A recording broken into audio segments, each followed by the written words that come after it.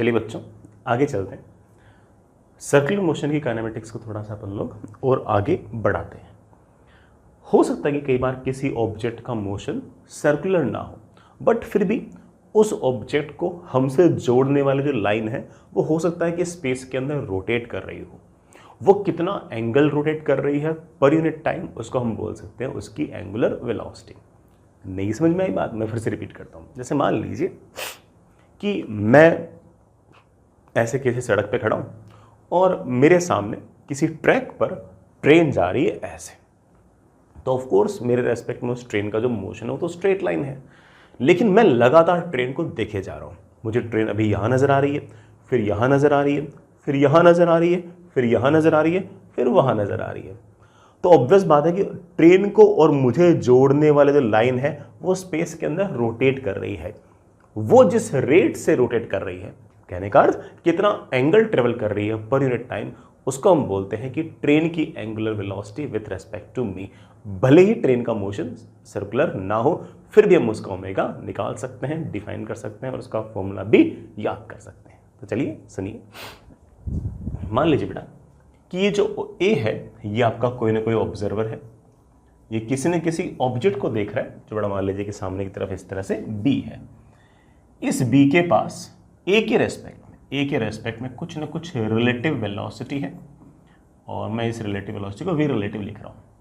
इन दोनों के बीच में जो सेपरेशन है बेटा आपके पास आर है। इस पोजीशन वेक्टर और वेलोसिटी के बीच में लेट्स से बेटा आपके पास एंगल है थीटा। इस वी रिलेटिव का ये वाला जो कंपोनेंट है बेटा this component will be of course V relative का कॉस थीटा, और उसका वो कंपोनेंट जो इसके परपेंडिकुलर है उसे हम बोल सकते हैं वी रिलेटिव का साइन थीटा। ये वाला कंपोनेंट जो दोनों को जोड़ने वाली लाइन के अलोंग है, ये आप जानते हैं ए और बी के बीच सेपरेशन को बढ़ाने या घटाने के लिए जिम्मेदार होता है। इस केस में ऑफ कोर्स दूर जा रहा तो बढ़ाने के लिए जिम्मेदार होता है, इसलिए मैं इसे वेलोसिटी ऑफ सेपरेशन कह सकता हूं। इसी तरह से ये जो वी रिलेटिव का साइन थीटा है जो कि एक तरह से रिलेटिव वेलोसिटी का परपेंडिकुलर कंपोनेंट है, ये जिम्मेदार है ए और बी को जोड़ने वाली लाइन के को रोटेट करने के लिए, ए और बी को जोड़ने वाली लाइन को रोटेट करने के लिए। इसलिए मैं कहता हूं कि angular velocity of B with respect to A, चाहो तो आप सिर्फ ओमेगा भी कह सकते हो, इट विल बी ऑलवेज जो भी आपकी रिलेटिव वेलोसिटी है उसका परपेंडिकुलर कंपोनेंट डिवाइडेड बाई यहां से यहां तक का separation, but that is V relative का परपेंडिकुलर कंपोनेंट अपॉन आर। ऐसे आप इसको याद रख सकते हो और ये आ जाएगा एक तरह से आपके पास बेटा हमेशा वी रिलेटिव का sine theta upon R. I hope इस बात को याद रखना कोई बहुत बड़ा टास्क नहीं होगा।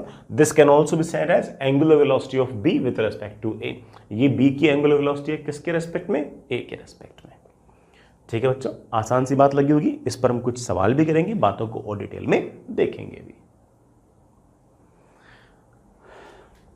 चलो बच्चों, जैसे एक छोटा सा एग्जांपल मान लीजिए बेटा कि ये कोई ऑब्जर्वर है, ये ऑब्जर्वर है और ये कोई ऑब्जेक्ट है जो इस तरह से v वेलोसिटी से जा रही है परपेंडिकुलरली। ये ऑब्जेक्ट इस ऑब्जर्वर से r डिस्टेंस दूर है। दूसरी वाली जो ऑब्जेक्ट है b, ये भी ऑब्जेक्ट को और ऑब्जर्वर को जोड़ने वाली लाइन के परपेंडिकुलर डायरेक्शन में v वेलोसिटी से जा रही है। दोनों भले ही v वेलोसिटी से जा रही हो, लेकिन इन दोनों की एंगुलर वेलोसिटी ऑब्जर्वर के रेस्पेक्ट में सेम नहीं है, बल्कि इस a वाले की एंगुलर वेलोसिटी ज्यादा होगी और b वाले की कम होगी। कहने का अर्थ ऑब्जर्वर और ये जो a है इन दोनों को जोड़ने वाली लाइन फास्ट रोटेट करेगी और ऑब्जर्वर और b को जोड़ने वाली लाइन स्लो रोटेट करेगी। मेरा सवाल आपसे यही है कि a की एंगुलर वेलोसिटी क्या है ऑब्जर्वर के रेस्पेक्ट में और b की एंगुलर वेलोसिटी क्या है ऑब्जर्वर के रेस्पेक्ट में। तो a की एंगुलर वेलोसिटी बेटा ये a है, a की एंगुलर वेलोसिटी ऑब्जर्वर के रेस्पेक्ट में है, दोनों को जोड़ने वाले लाइन के परपेंडिकुलर डायरेक्शन में वेलोसिटी वो तो v है, डिवाइड बाय यहां से तक का सेपरेशन बेटा that comes out to be r। b की एंगुलर वेलोसिटी कितनी है? b की एंगुलर वेलोसिटी कितनी है बेटा जरा बताना। b के पास जो भी वेलोसिटी है दोनों को जोड़ने वाले लाइन के परपेंडिकुलर है, तो सारी की सारी वेलोसिटी डिवाइड बाय यहां से उस ऑब्जेक्ट के बीच का सेपरेशन बेटा that comes out to be 6r। तो हम कह सकते हैं कि a के मुकाबले b जो है वो स्लोली रोटेट कर रहा है, क्योंकि वो दूर है, भले ही दोनों के पास वेलोसिटी सेम हो, लेकिन ऑब्जर्वर को और ए को जोड़ने वाला लाइन फास्ट रोटेट कर रही है और ऑब्जर्वर को और बी को जोड़ने वाला लाइन स्लो रोटेट कर रही है। बिल्कुल वैसे जैसे अगर हम ट्रेन के अंदर जा रहे हैं और बाहर देख रहे हैं और बाहर हम बहुत सारे पेड़ों को अगर देख रहे हैं तो नजदीक वाले जो पेड़ है वो हमें फास्ट फास्ट फास्ट पीछे की तरफ जाते हुए इसलिए नजर आते हैं क्योंकि उनको और हमें जोड़ने वाला लाइन फास्टली रोटेट करती है, उनका ओमेगा ज्यादा है। और जो दूर वाला जो ट्री है उसको और हमें जोड़ने वाली जो लाइन है वो धीरे धीरे रोटेट हो रही है, जस्ट बिकॉज कि उनके और हमारे बीच में सेपरेशन ज्यादा है तो उसका ओमेगा कम है। तो अच्छी सी बात है बेटा, ठीक है, सिंपल सा फॉर्मूला है। आगे चलते हैं, आगे चलते हैं बेटा।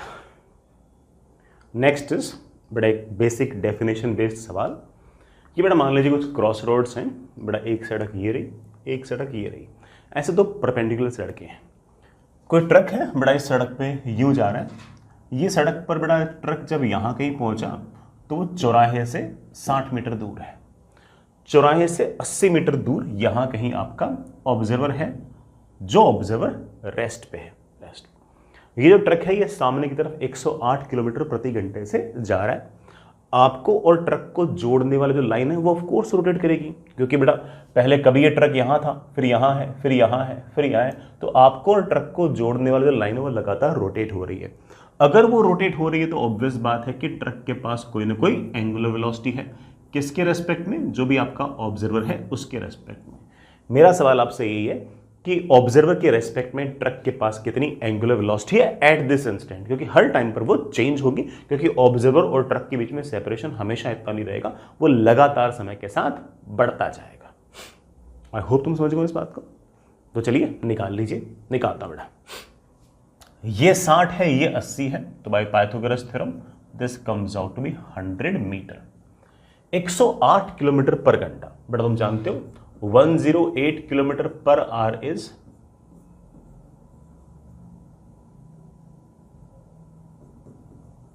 30 मीटर पर सेकेंड। इसका मतलब इस ट्रक के पास वेलोसिटी जो है वो 30 मीटर पर सेकेंड है। ठीक है,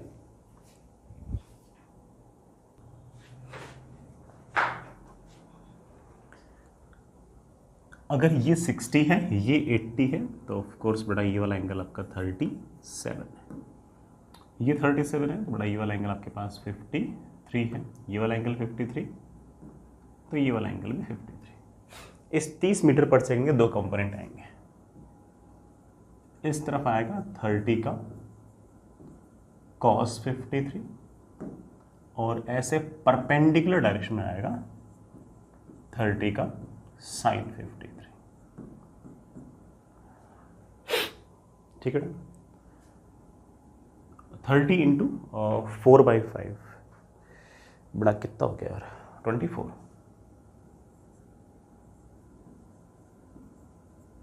बड़ा ये हो गया 30 इंटू 3/5 कितना हो गया, 18 मीटर पर सेकेंड।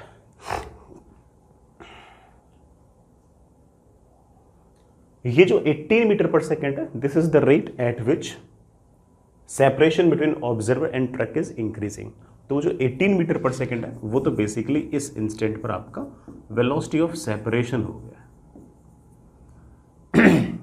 ठीक है बच्चों, और ये जो आपका 24 मीटर पर सेकेंड है, ये किस लिए रेस्पॉन्सिबल है? ये रेस्पॉन्सिबल है ऑब्जर्वर और ट्रक को जोड़ने वाले लाइन को रोटेट कराने के लिए। ये वो कंपोनेंट है जो ऑब्जर्वर और ट्रक को जोड़ने वाले लाइन के परपेंडिकुलर है।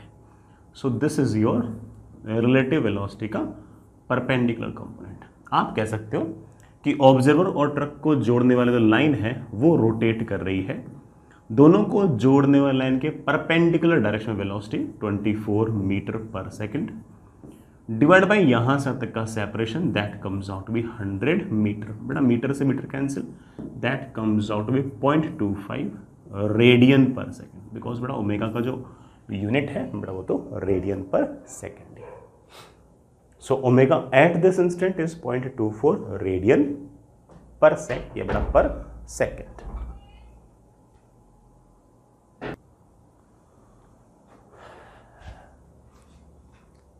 समझ गए बच्चों इन बातों कह रहे ना, कोई बहुत ऐसे बड़े टास्क तो नहीं थे, है ना। आगे चल, नेक्स्ट इज एक अच्छा सा सवाल और है, सुनिए बेटा। आपके पास कोई पार्टिकल है बेटा, ठीक है, पार्टिकल P। ये पार्टिकल ऐसे कोई सर्कुलर मोशन कर रहा है, यूनिफॉर्म सर्कुलर मोशन है, और सेंटर O के अबाउट कर रहा है। जो O है बेटा आपका वो सेंटर है, उसके अबाउट सर्कुलर मोशन कर रहा है, और उस सर्कुलर मोशन का जो ओमेगा है, एंगुलर वेलोसिटी जो है वो हमें गिवन है कि it is omega, it is omega. ठीक, मेरा सवाल ये है कि इस पार्टिकल का सर्कमफेरेंस पर एक पॉइंट पड़ा है A, उसके अबाउट एंगुलर वेलोसिटी क्या है? सर इस A के अबाउट तो सर्कुलर मोशन है ही नहीं, क्योंकि सर अभी इस पॉइंट की डिस्टेंस इतनी है, फिर जब पॉइंट पे यहाँ पहुँच जाए तो डिस्टेंस घट जाएगी, जब पॉइंट पे यहाँ पहुँच जाए डिस्टेंस और कम हो जाएगी। सर इस पॉइंट A जो है इसके अबाउट तो इसका मोशन सर्कुलर जैसा लग ही रहा। अरे बेटा वो लगे नहीं, लेकिन A और P को जोड़ने वाली लाइन स्पेस में रोटेट तो कर रही है, तो मैं उसकी एंगुलर वेलोसिटी निकाल तो सकता हूँ। आराम से सुनना, कोई जल्दबाजी नहीं है। Particle P is performing circular motion with angular velocity omega about O। O के अबाउट पॉइंट P ऐसा सर्कुलर मोशन कर रहा है और एंगुलर वेलोसिटी उसके पास ओमेगा है। Find angular velocity of P about point A। Point A के about इसकी एंगुलर वेलोसिटी क्या होगी? सोचते हैं। सर एंगुलर वेलोसिटी होगी क्यों? क्योंकि A और P को जोड़ने वाली जो लाइन है वो भी स्पेस में रोटेट कर रही है। अगर O को और P को जोड़ने वाली लाइन अगर रोटेट कर रही है तो A को और P को जोड़ने वाली लाइन भी रोटेट तो कर रही है। वो जो रोटेट कर रही है उसका ओमेगा मुझे निकालना है। ठीक है, सोचते हैं। मान लीजिए कि किसी टाइम T पर आपका पार्टिकल यहां गई, थोड़ी देर बाद में ही ये वाला पार्टिकल लेट्स से चलते चलते यहां पहुंच गया, थोड़ा सा एंगल चल लिया डी थीटा। ये टाइम T की कहानी थी और ये कहानी T प्लस डी टी की कहानी। मैं ओमेगा को बड़े आराम से लिख सकता हूं कि ओमेगा इज कितना एंगल चला O पॉइंट के अबाउट, कितना एंगल चला बेटा डी थीटा, डिवाइड बाय यहां से तक जाने में समय कितना लगा बेटा, समय लगा आपके पास d t. This is my equation number 1। लेकिन ये जो P वाला पॉइंट है ये A से अगर मैं जोड़ता हूं तो पहले AP लाइन ऐसे थी, थोड़ी देर बाद में आपकी AP लाइन ऐसे हो गई। पहले आपकी AP लाइन ऐसे थी, अब आपकी AP लाइन ऐसे हो गई है। इसका मतलब आपकी AP लाइन भी तो रोटेट की है। सर ये वाला एंगल कितना होगा? लेट्स से बेटा this angle is d phi. तो मैं ये कहूंगा कि A पॉइंट के अबाउट एंगुलर वेलोसिटी जो होगी, जिसमें ओमेगा डैश कह सकता हूं, दैट विल बी पार्टिकल कितने एंगल चला है डी फाई डिवाइड बाय यहां से यहां तक का समय। यहां से यहां तक का समय तुम जानते हो बेटा कितना है डी टी। सर ये डी फाई कैसे लिखूं बेटा? एक छोटी सी प्रॉपर्टी है, मेरे ख्याल से आप लोगों ने शायद 9th या 10th क्लास में पढ़ी होगी कि कोई भी ऐसा आर्क जो होगा वो सेंटर पर अगर एंगल सबस्टेंड कुछ करता है तो उसका जस्ट हाफ एंगल वो सबस्टेंड करता है सरकमफेरेंस पे। आई रियली होप आपको याद होगा। तो अगर ये वाला एंगल आपके पास डी फाई है तो ये वाला, सॉरी बेटा, अगर ये वाला एंगल आपके पास डी थीटा है तो ये वाला एंगल उसका हाफ होगा। It will B D theta upon, so it will be, but what is this d phi? This d phi is basically d theta upon 2 upon dt। बड़ा half को बाहर निकाल लो, multiplied by d theta upon d t. Omega dash मेरे पास आ गया, that comes out to be omega by 2। मेरे पास आ गया that is equals to omega dash by 2। I hope इस बात को समझ गए होंगे। बड़ा आगे चलते हैं। आप इस बात को याद भी रख सकते हो कि अगर पार्टिकल के पास कोई एंगुलर वेलोसिटी या एंगुलर एक्सेलरेशन सेंटर के अबाउट कुछ दे रखा है तो सरकमफेरेंस के अबाउट जो एंगुलर वेलोसिटी और एंगुलर एक्सेलरेशन होंगे वो जस्ट हाफ हो जाएंगे, बिल्कुल हाफ हो जाएंगे। ठीक, आगे चलते हैं बच्चा। एक सवाल और, ऐसे ही सिंपल सा सवाल है, सुनना बेटा। आपके पास ऐसे एक सर्कल दे रखा है, इस सर्कल पर दो पार्टिकल दे रखे हैं ए और बी। ए के पास एंगुलर वेलोसिटी है बेटा पाई रेडियन पर सेकंड, ए के पास एंगुलर एक्सेलरेशन है pi by 2 radian per second square. B के पास उसी डायरेक्शन के अंदर ओमेगा है लेकिन कम है, pi by 2 radian per second, और अल्फा है लेकिन अल्फा भी कम है उसके मुकाबले, pi by 4 radian per second square. सवाल मुझसे पूछा find the time when A catches B. कि ए जो है बी को कब पकड़ देगा, सोच लेंगे, कोई दिक्कत नहीं बेटा। मान लेते हैं कि फॉर एग्जाम्पल कि जो बी है वो चलते चलते चलते लेट्स से यहां पहुंच गया, और जो ए है वो बड़ा यहां से चलते चलते चलते, मतलब बी जो है वो तो बड़ा चलते चलते चलते चलते चलते चलते चलते चलते यहां पहुंच गया, और जो आपका ए है वो यहां से चलते चलते चलते चलते चलते चलते चलते पहले तो पाई चला, फिर थीटा और चला। तो इसका मतलब बी का एंगुलर डिस्प्लेसमेंट तो थीटा हुआ है, लेकिन ए का angular displacement pi plus theta हुआ है, तभी तो जाके पकड़ पाएगा, क्योंकि ये बड़ा पाई तो उससे पहले से आगे ही है, डायमेट्रिकल अपोजिट पॉइंट्स तो दिख ही रहे आपको। आप ऐसा कह सकते हो कि sir angular displacement of B is theta, that is angular velocity of B pi by 2 into t plus half into alpha into t का स्क्वायर। बड़ा फॉर्मूला ये वाला लगा तो सकते हैं ना, आप वहां से बिल्कुल लगा सकते हैं, अल्फा कांस्टेंट है तो ये वाला फॉर्मूला वैलिड है। अगर मैं ए के लिए कहूं तो मैं कहूंगा कि ए के लिए angular displacement of A will be of course theta plus pi, that is omega into T, बड़ा उसका ओमेगा है pi into t plus half into alpha, alpha is of course बड़ा पाई बाई 2 इंटू टी का square. मुझे theta नहीं चाहिए, time चाहिए, तो एक काम करो, इस इक्वेशन नंबर 1 और इस इक्वेशन नंबर 2 को माइनस कर दो, 2 में से 1 को माइनस कर दो। जैसे मैंने इक्वेशन नंबर 2 में से इक्वेशन नंबर 1 को माइनस किया, मेरे पास आ गया पाई इज इक्वल्स टू, बड़ा माइनस करना, pi minus pi by 2 is pi by 2 into t plus half pi by 2 minus pi by 4 is of course बड़ा कितना, पाई बाई 4 इंटू टी का स्क्वायर। पाई पाई पाई बेटा क्या हो गया, कैंसिल, मेरे पास आ गया 8 is equals to 4t plus t square.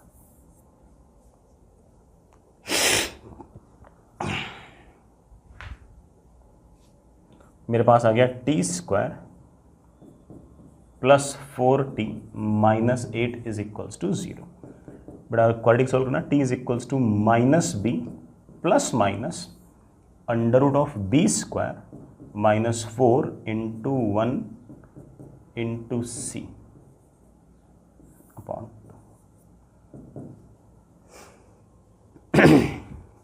बड़ा माइनस वाला रूट मैंने इसलिए लिखा क्योंकि टाइम नेगेटिव तो हो नहीं सकता, तो मेरे पास आ गया that is equals to minus 2 plus under root of बड़ा ये क्या 4 और 8 12,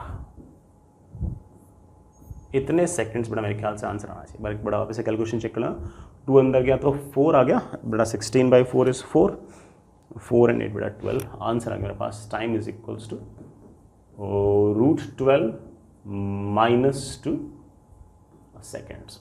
इतने टाइम पर आपका जो ए है वो बी को कैच कर लेगा।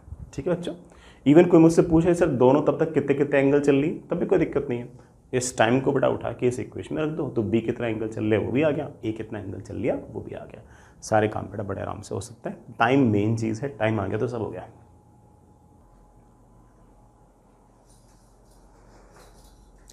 चलिए बच्चों, next is relation between linear and angular terms. When I say linear terms I mean that कि हमारी जो वेलोसिटी है, स्पीड है, एक्सेलरेशन है, इन सब की बातें करना। और अगर मैं एंगुलर एक्सेलरेशन की अगर बात करूं, एंगुलर टर्म्स की अगर बात करूं, तो ऑफ कोर्स हमारी जो एंगुलर वेलोसिटी है, एंगुलर एक्सेलरेशन है, एंगुलर डिस्प्लेसमेंट है, ये सब इनके बीच में आपस में क्या रिलेशन है उसको हम हल्का सा एक थोड़ा सा याद भी रखेंगे, समझेंगे भी। हालांकि इन सब की डेरिवेशंस हैं, बट मैं डेरिवेशंस थोड़ा सा अवॉइड ही कर रहा हूँ, अपने काम की तो बड़ा इतनी कुछ खास ऐसी है नहीं। अगर आपको डेरिवेशंस वगैरह देखनी हो तो जो अपने पूरे जो एलेबोरेट लेक्चर्स हैं उनके अंदर डेरिवेशंस दे रखे हैं, but it will take lot of time, है ना। मैं बिना डेरिवेशन के सीधा बेटा कुछ बातें स्टेट करना चाहता हूँ, आराम से सुनिएगा। ये मान लीजिए बेटा कोई पार्टिकल है, वो उसका सर्कुलर मोशन है, उसका ये सेंटर है O, पार्टिकल बेटा ये रहा P, जो सर्कल है उसका रेडियस बड़ा मुझे दे रखा है कैपिटल R। इस पार्टिकल के पास लेट्स से बड़ा वेलोसिटी या स्पीड जो कुछ कहना चाहो बड़ा वो ऐसे है, ओमेगा जो होगी it will be like this.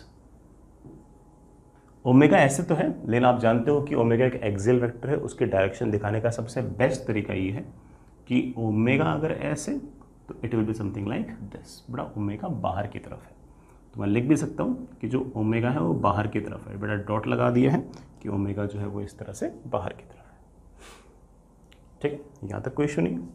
सबसे इंपॉर्टेंट रिलेशन मेरे पास बड़ा ये है कि ये जो स्पीड है पार्टिकल की, जो स्पीड है it will be always omega into r. बड़ा speed will be always omega into r.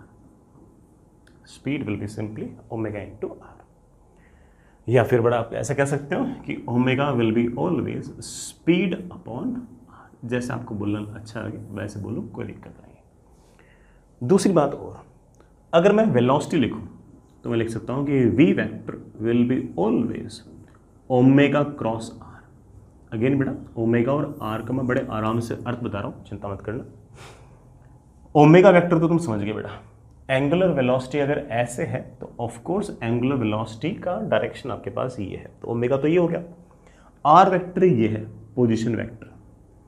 Omega vector और आर वेक्टर के बीच में एंगल कितना है 90, तो ओमेगा क्रॉस आर का मैग्नीट्यूड कितना होगा, ओमेगा क्रॉस आर का मैग्नीट्यूड होगा omega into r into sine of angle between them. बेटा कितना एंगल हो गया, ओमेगा ऐसे आर ऐसे, एंगल है 90, sine 90 is 1, so that is omega into r. ले बेटा वी वेक्टर का क्या मैग्नीट्यूड यही है क्या, आप लोग यहाँ से यही है। डायरेक्शन भी सेट हो रही है, आराम से चेक कर लो। ओमेगा है बेटा बाहर की तरफ, आर वेक्टर है ऐसे। क्या आपको क्रॉस प्रोडक्ट करना आता है, आप लोग यहाँ से बिल्कुल आता है। ओमेगा है ऐसे, आर है ऐसे, अपने राइट हैंड को ओमेगा की तरफ ले जाओ, ले गए। आर वेक्टर है ऐसे, आर वेक्टर की तरफ उंगलियां कर दी ऐसे, मैंने कर्ल्ड, तो जिस तरफ अंगूठा आएगा that will be the direction of omega cross r, that will be the direction of omega cross r. फिर से देखो बेटा ओमेगा ऐसे, आर ऐसे, राइट हैंड में ओमेगा की तरफ उंगलियां कर ली, उन उंगलियों को आर वेक्टर की तरफ कर्ल किया तो ओमेगा क्रॉस आर आ गया ऐसे, और आपकी वेलोसिटी भी ओमेगा क्रॉस आर की तरफ है। तो ओमेगा क्रॉस आर के मैग्नीट्यूड से वेलोसिटी का मैग्नीट्यूड आ रहा है, और ओमेगा क्रॉस आर की डायरेक्शन से आपकी वेलोसिटी की डायरेक्शन आ रही है। तो आप बड़े आराम से बड़े प्यार से ऐसा कह सकते हो कि v vector must be equal to omega cross r. दोनों ही फॉर्मूले अच्छे हैं बेटा। स्केलर फॉर्म में ये वाला फॉर्मूला याद रखें, और वेक्टर फॉर्म में आप ये वाला फॉर्मूला याद रखें। ठीक है, अपना मोस्टली बेटा काम बड़े आराम से बन जाएगा।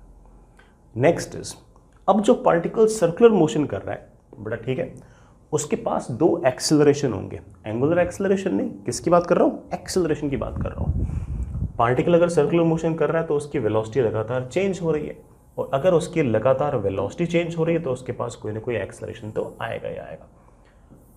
कभी उसके पास वेलोसिटी यूं है, कभी वेलोसिटी यूं है, कभी वेलोसिटी यूं है, कभी वेलोसिटी यूं है, कभी वेलोसिटी यूं है, कभी वेलोसिटी यूं है। लगातार अगर ऐसे वेलोसिटी अगर चेंज होगी तो बेटा उसके पास कोई ना कोई एक्सेलरेशन तो आएगा। एक्सेलरेशन में दो पार्ट्स में डिवाइड कर रहा हूँ। पहला वाला है सेंट्रीपिटल एक्सेलरेशन, इसके और भी नाम है बेटा, इसको कई बुक्स के अंदर रेडियल एक्सेलरेशन भी कहते हैं, और कुछ जगह इसको हमने इसे नॉर्मल एक्सेलरेशन भी कह रखा है। ये सारे के सारे नाम क्यों हैं आपको धीरे धीरे पता लग जाएगा। लेट्स से कि आपके पार्टिकल के पास वेलोसिटी है u टेंजेंशियल डायरेक्शन में, तो सेंट्रीपिटल एक्सेलरेशन जो होगा बेटा, मैं उसको AC से दिखा रहा हूँ, ये हमेशा वेलोसिटी के परपेंडिकुलर होगा। ये हमेशा वेलोसिटी के परपेंडिकुलर होगा। अगर आपका पार्टिकल यहाँ कहीं होगा और इसके पास वेलोसिटी अगर यूं होगी, तो जो भी आपका सेंट्रीपिटल एक्सेलरेशन होगा ये हमेशा मेरे प्यारे बच्चों वेलोसिटी के परपेंडिकुलर होगा। ऐसे अगर आपका पार्टिकल यहाँ कहीं होगा, इसके पास बड़ा अगर वेलोसिटी यूं होगी, सेंट्रीपिटल एक्सेलरेशन हमेशा हमेशा हमेशा वेलोसिटी के परपेंडिकुलर होगा। अगर आपका पार्टिकल यहाँ कहीं होगा और उसके पास अगर वेलोसिटी यू होगी, सेंट्रीपिटल एक्सेलरेशन हमेशा बड़ा वेलोसिटी के परपेंडिकुलर होगा। ये सर ऐसा कैसा एक्सेलरेशन है जो वेलोसिटी के हमेशा परपेंडिकुलर है, समझाता हूँ। पहले तो हमेशा ये एक्सेलरेशन सेंटर की तरफ है, always directed toward the centre, so it is named as centripetal acceleration. या फिर रेडियल डायरेक्शन में है, मतलब रेडियस के लॉन्ग है, इसलिए क्या नाम निकाल दिया, और रेडियल डायरेक्शन। वेलोसिटी के परपेंडिकुलर है, परपेंडिकुलर को नॉर्मल भी बोलते हैं, तो इसलिए इसका एक नाम और निकाल दिया नॉर्मल एक्सेलरेशन। लेकिन सर आपने एक चीज सिखाई थी कि एक्सेलरेशन अगर वेलोसिटी की तरफ होगा तो स्पीड को बढ़ाएगा, अपोजिट होगा तो स्पीड को घटाएगा। लेकिन सर ये वाला एक्सेलरेशन तो हमेशा ही वेलोसिटी के परपेंडिकुलर है, तो सर ये तो स्पीड पर कोई इफेक्ट डाल ही नहीं सकता। बिल्कुल सही बात है बेटा, ये स्पीड को चेंज करने के लिए रेस्पॉन्सिबल नहीं है। आप कह सकते हो कि हमारा जो सेंट्रीपिटल एक्सेलरेशन जो है it is not responsible for changing speed। Sir acceleration ऐसा हो भी सकता है क्या? हाँ बेटा, क्यों नहीं हो सकता। वेलोसिटी को चेंज करना एक्सेलरेशन होता है, वेलोसिटी के चेंज होने की रेट को एक्सेलरेशन बोलते हैं। वेलोसिटी में मैग्नीट्यूड भी है और डायरेक्शन भी है। सेंट्रीपिटल एक्सेलरेशन की जिम्मेदारी है वेलोसिटी की डायरेक्शन चेंज करने की। कभी आपका पार्टिकल यूं मूव कर रहा था, फिर यूं मूव कर रहा है, फिर यूं मूव कर रहा है, यूं मूव कर रहा है, लगातार उसकी वेलोसिटी की डायरेक्शन चेंज हो रही है। इसकी जिम्मेदारी क्या है? सिर्फ और सिर्फ डायरेक्शन चेंज करने की। लिखना बेटा, it is responsible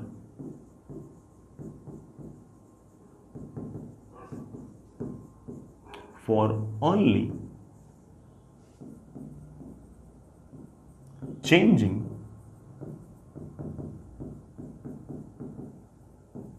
direction of velocity।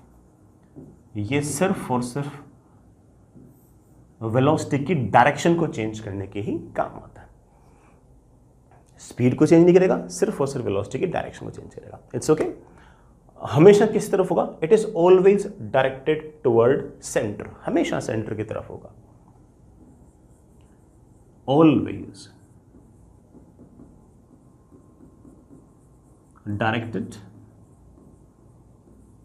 Toward centre, हमेशा सेंटर की तरफ डायरेक्टेड होगा। अच्छी बात है बेटा। सर इसके मैग्नीट्यूड वगैरह में कुछ बोलोगे? हाँ बेटा, अगेन मैं तो सिर्फ और सिर्फ स्टेट कर रहा हूं बेटा, लिख रहा हूं। सेंट्रीपिटल एक्सेलरेशन का जो मैग्नीट्यूड है बेटा, it will be omega square into r. Omega को बेटा मैं वी बाई आर भी लिख सकता हूं, तो मैं इसको लिख सकता हूं वी स्क्वायर अपॉन आर।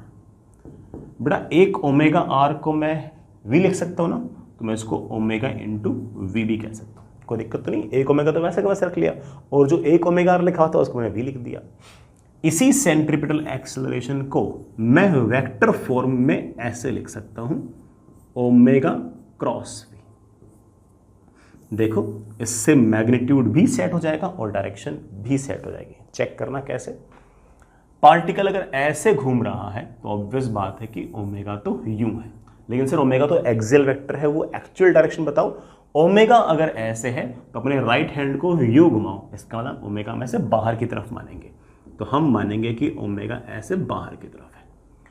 अब ओमेगा ऐसे, वी ऐसे, what is the angle between omega and v? 90। So omega cross v का मैग्नीट्यूड कितना आएगा? Omega into v into sine 90। बेटा तो ओमेगा वी आ गया। सर डायरेक्शन सेटिस्फाई कर देगा? बिल्कुल कर देगा। चेक करो, ओमेगा है आपका बाहर की तरफ, बाहर की तरफ, वी है ऐसे। क्या आपको बेटा वो आता है राइट हैंड थंब रूल? आप लोग हाँ सर बिल्कुल आता है। ओमेगा क्रॉस वी करना हो तो ये रहा ओमेगा, ये रहा वी। ओमेगा की तरफ हाथ ले जाओ, वी की तरफ उंगलियां कर्ल कर दो, अंगूठा आ गया इस तरफ। ओमेगा क्रॉस वी इस तरफ है। क्या आपका सेंट्रीपिटल एक्सेलरेशन भी इसी तरफ है? जी हाँ बिल्कुल, सेंट्रीपिटल एक्सेलरेशन हमारा इसी तरफ है। आपका जो सेंट्रीपिटल एक्सेलरेशन है ये हमेशा हमेशा हमेशा वेलोसिटी के परपेंडिकुलर ही रहेगा। ये बड़ा कभी भी वेलोसिटी के साथ और कोई एंगल नहीं बनेगा। इसकी जिम्मेदारी सिर्फ और सिर्फ वेलोसिटी की डायरेक्शन को चेंज करने की है। इसका स्पीड पर किसी प्रकार का कोई कंट्रोल नहीं है।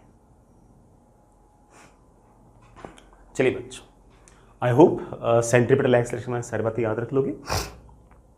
Next is tangential acceleration. ये कम सवालों में काम आता है लेकिन काम आता है। टेंजेंशियल एक्सेलरेशन, नाम से आइडिया लग गया होगा, ये टेंजेंशियल डायरेक्शन में होगा। बेटा बिल्कुल, कैसे? सुनिएगा, समझिएगा, आराम से देखिएगा। बेटा मान लीजिए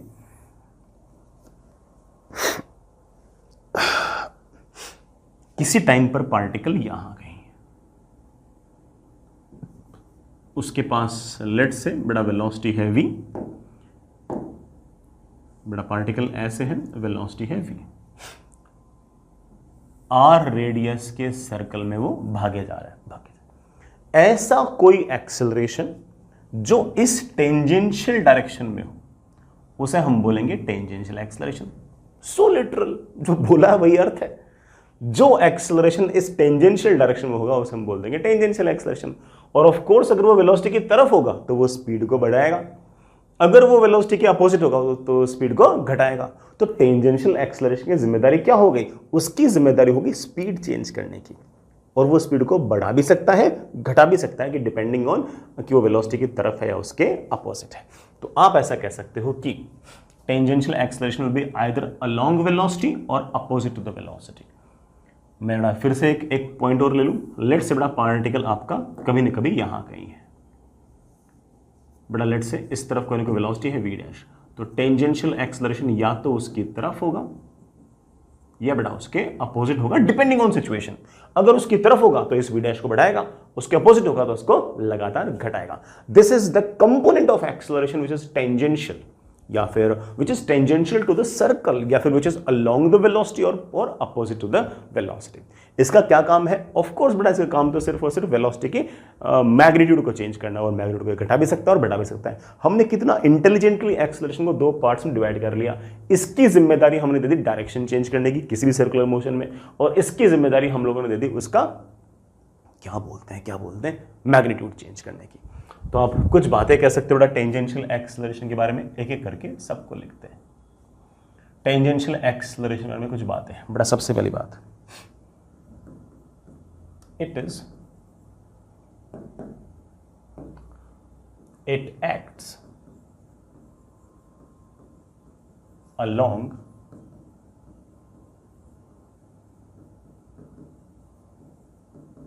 tangential direction. It is either along velocity or opposite to velocity। अगला पॉइंट, अगर आपका टेंजेंशियल एक्सेलरेशन वेलोसिटी के पैरेलल है, इसका मतलब वेलोसिटी का जो मैग्नीट्यूड है वो बढ़ेगा। अगर कोई टेंजेंशियल एक्सेलरेशन वेलोसिटी के अपोजिट है तो ऑब्वियस बात है कि स्पीड घटेगी। कुल मिलाकर tangential acceleration is the rate of change of speed. ये है इसकी बेसिक डेफिनेशन। लिखना बेटा, it is rate of change of speed. इसी बात को मैथमेटिक्स में लिखूं तो टेंजेंशियल एक्सेलरेशन जो है it is d/dt of not velocity, बेटा वेलोसिटी का जो मैग्नीट्यूड है उसके चेंज होने की जो रेट है वो हमारा टेंजेंशियल एक्सेलरेशन है। वेलोसिटी दो तरीके से चेंज हो सकती है, मैग्नीट्यूड भी और डायरेक्शन भी। डायरेक्शन चेंज करना किसकी जिम्मेदारी? सेंट्रीपिटल की। और मैग्नीट्यूड चेंज करना किसकी जिम्मेदारी? टेंजेंशियल एक्सेलरेशन की। It make sense to you? Okay. अगर मान लीजिए कि कभी टेंजेंशियल एक्सेलरेशन जीरो हो गया, टेंजेंशियल एक्सेलरेशन जीरो हो गया, इसका मतलब स्पीड चेंज नहीं होगी, वेलोसिटी तो चेंज होगी।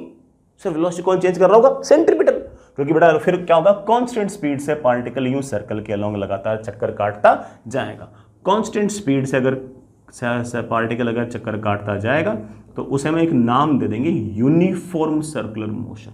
कांस्टेंट स्पीड से जाएगा तो वो पार्टिकल बेटा क्या परफॉर्म करेगा? Uniform circular motion. तो जितने भी आपके यूनिफॉर्म सर्कुलर मोशन होंगे उनके अंदर स्पीड जो है बड़ा वो आपकी कांस्टेंट रहेगी और आपका टेंजेंशियल एक्सेलरेशन आपके पास जीरो होगा। यूसीएम भी लिखा हुआ आ सकता है और यूनिफॉर्म सर्कुलर मोशन भी लिखा हुआ आ सकता है। ठीक है मेरे प्यारे बच्चों, आगे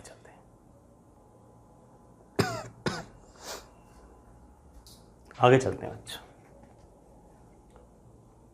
आई होप बेटा दोनों एक्सेलरेशन आपको समझ में आ गए होंगे। सर्कुलर मोशन में डायरेक्शन चेंज करने की जिम्मेदारी सेंट्रीपिटल की और स्पीड चेंज करने की जिम्मेदारी टेंजेंशियल एक्सेलरेशन की। As simple as that.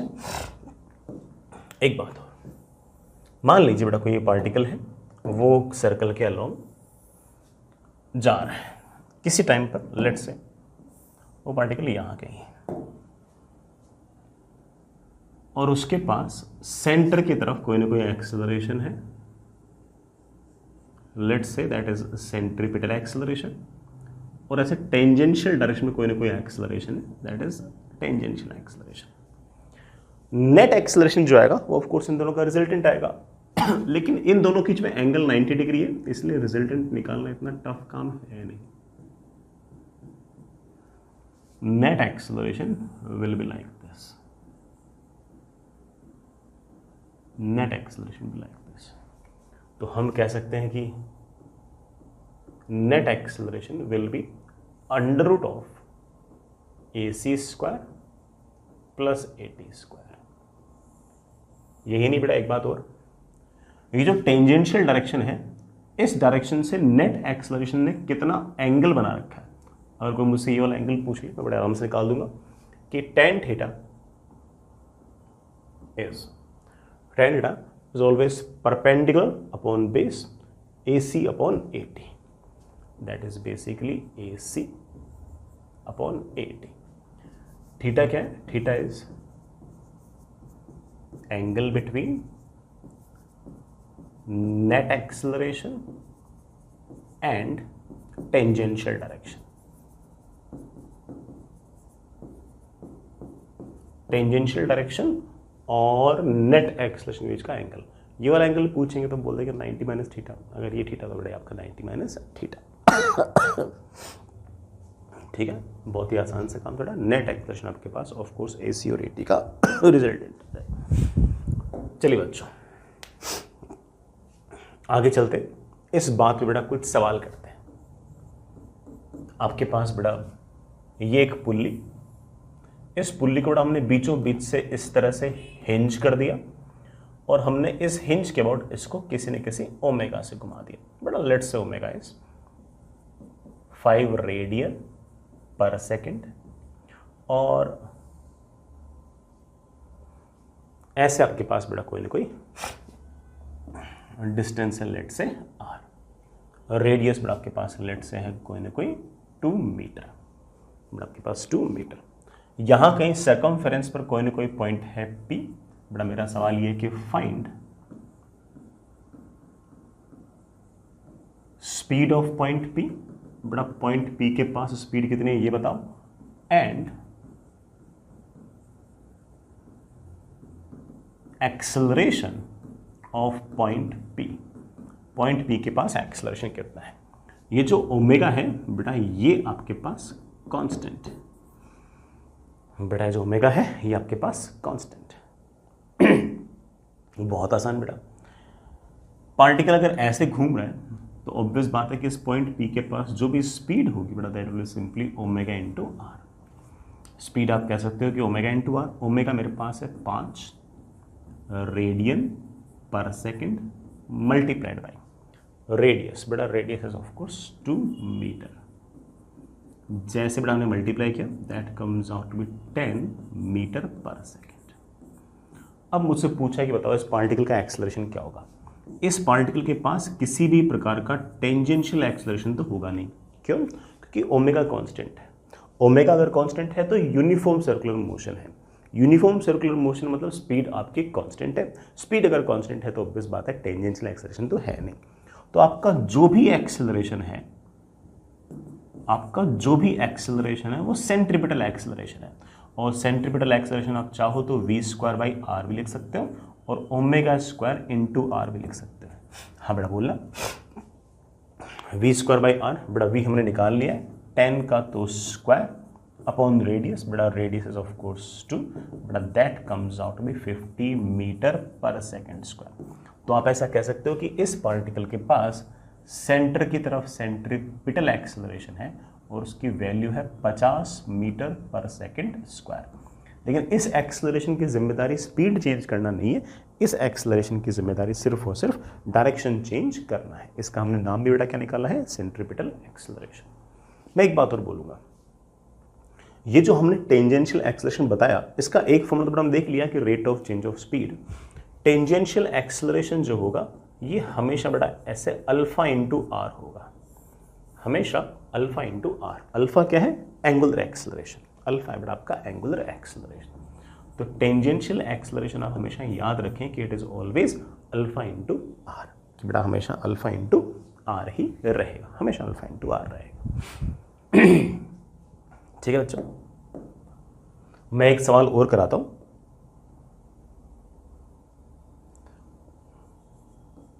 थोड़ा सा है ना, हल्का सा कैलकुलेशन थोड़ा सा और ज़्यादा है, आराम से इत्मीनान से करना।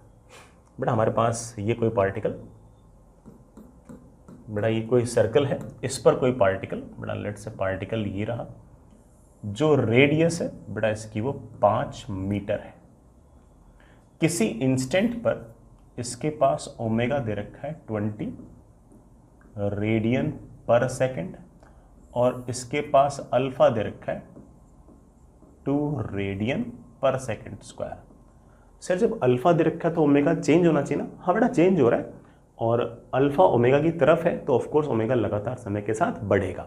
इस इंस्टेंट पर 20 है, इस क्षण पर 20 है। ठीक है, मेरा सवाल आपसे यह है कि एट दिस इंस्टेंट, इस इंस्टेंट पे, क्यों सर इस इंस्टेंट पे बार बार क्यों बोल रहे हो? हो सकता है बेटा समय के साथ लगातार ओमेगा और चेंज हो जाए, तो हो सकता है कि हम जो टर्म्स निकालने वाले हैं वो चेंज हो जाए। तो मैं पूछ रहा हूं कि इस क्षण पर eight this instant find speed of point P, centripetal acceleration of point P, और third tangential acceleration of point P and net acceleration of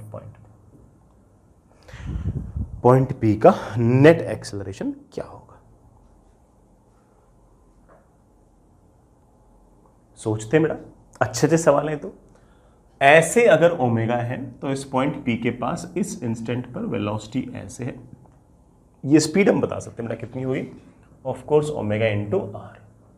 omega बेटा कितना है 20 रेडियन पर सेकेंड, रेडियस बेटा कितना है 5, तो इस इंस्टेंट पर बेटा आपकी स्पीड जो है वो 100 मीटर पर सेकेंड है।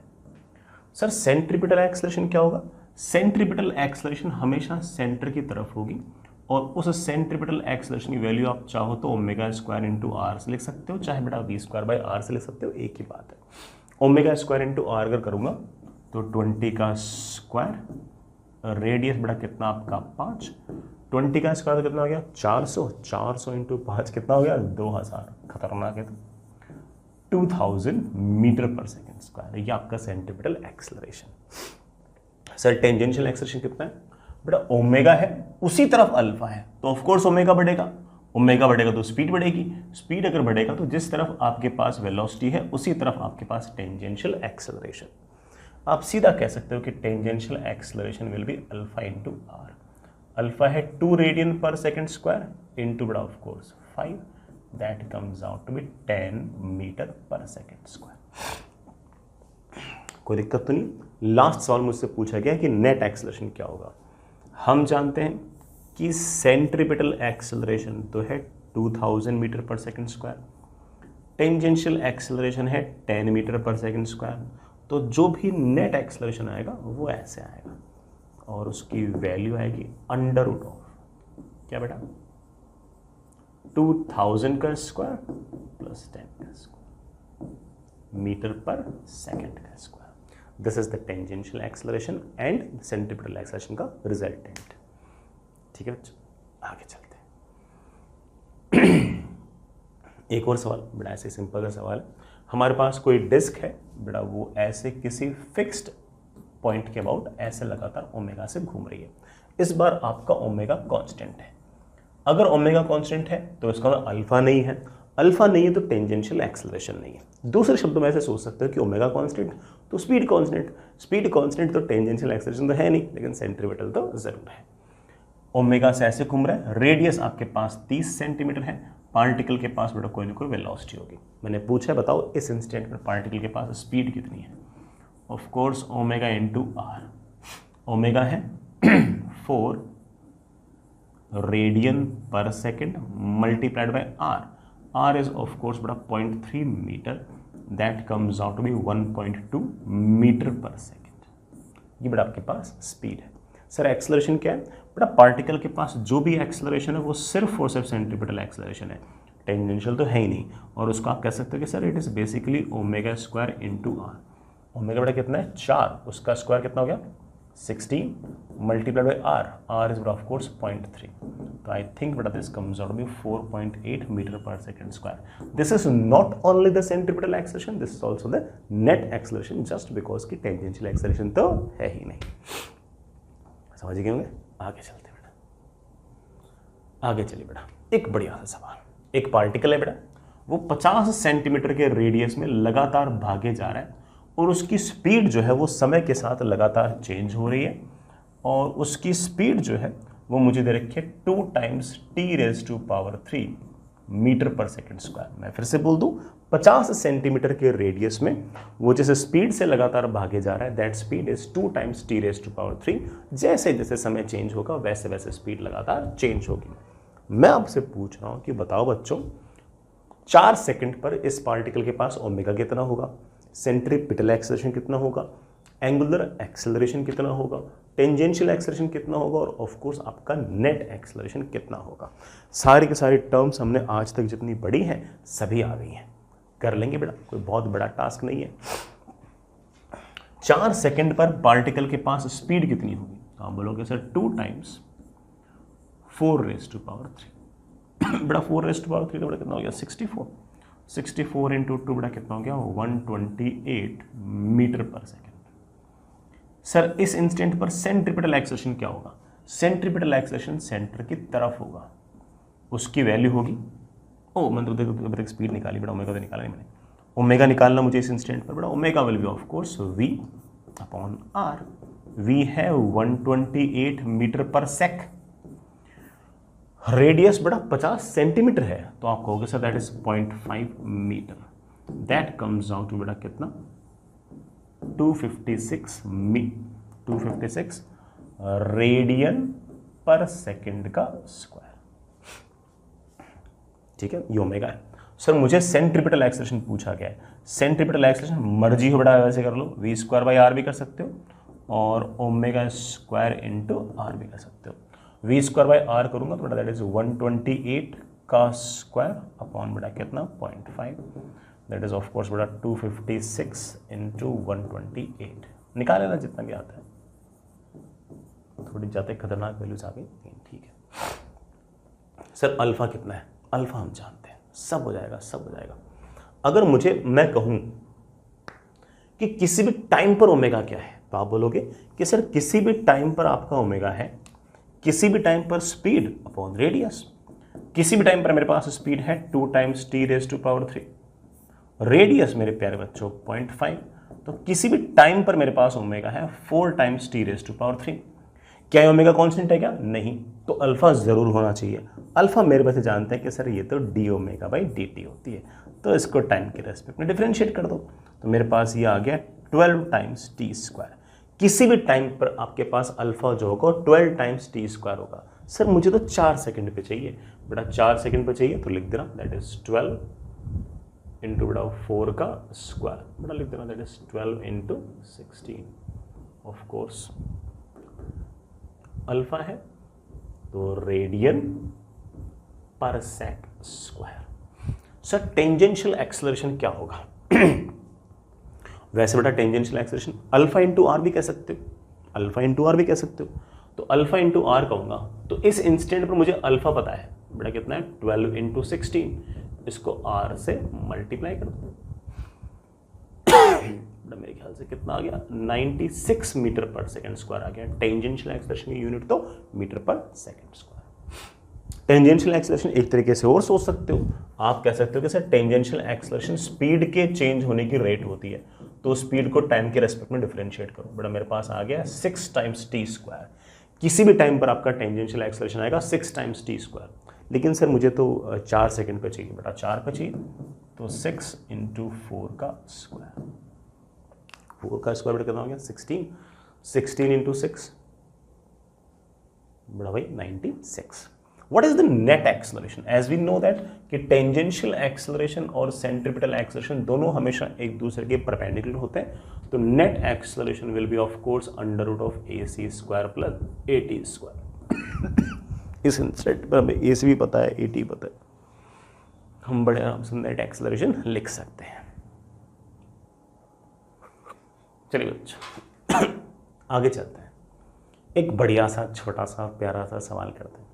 सवाल अच्छा बेटा, ठीक है, थोड़ा एडवांस लेवल टाइप का सवाल है, बट सिखाने लायक खूब सारी बातें, इसलिए सुनिएगा।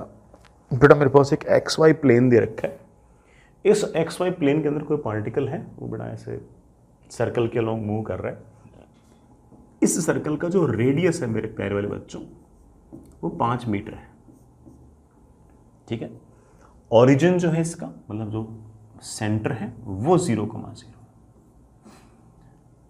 अब थोड़ी अंग्रेजी पढ़ लेते हैं। At an instant particle is at 3,-4 and its velocity at this instant is 20 i cap plus vy j cap. किसी टाइम पर आपका जो पार्टिकल है बड़ा वो कहां पर है, 3,-4, 3,-4 यहां कहीं से होगा बड़ा, यहां कहीं,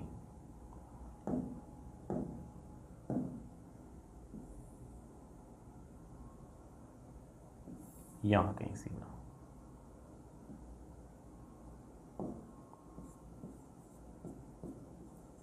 ठीक।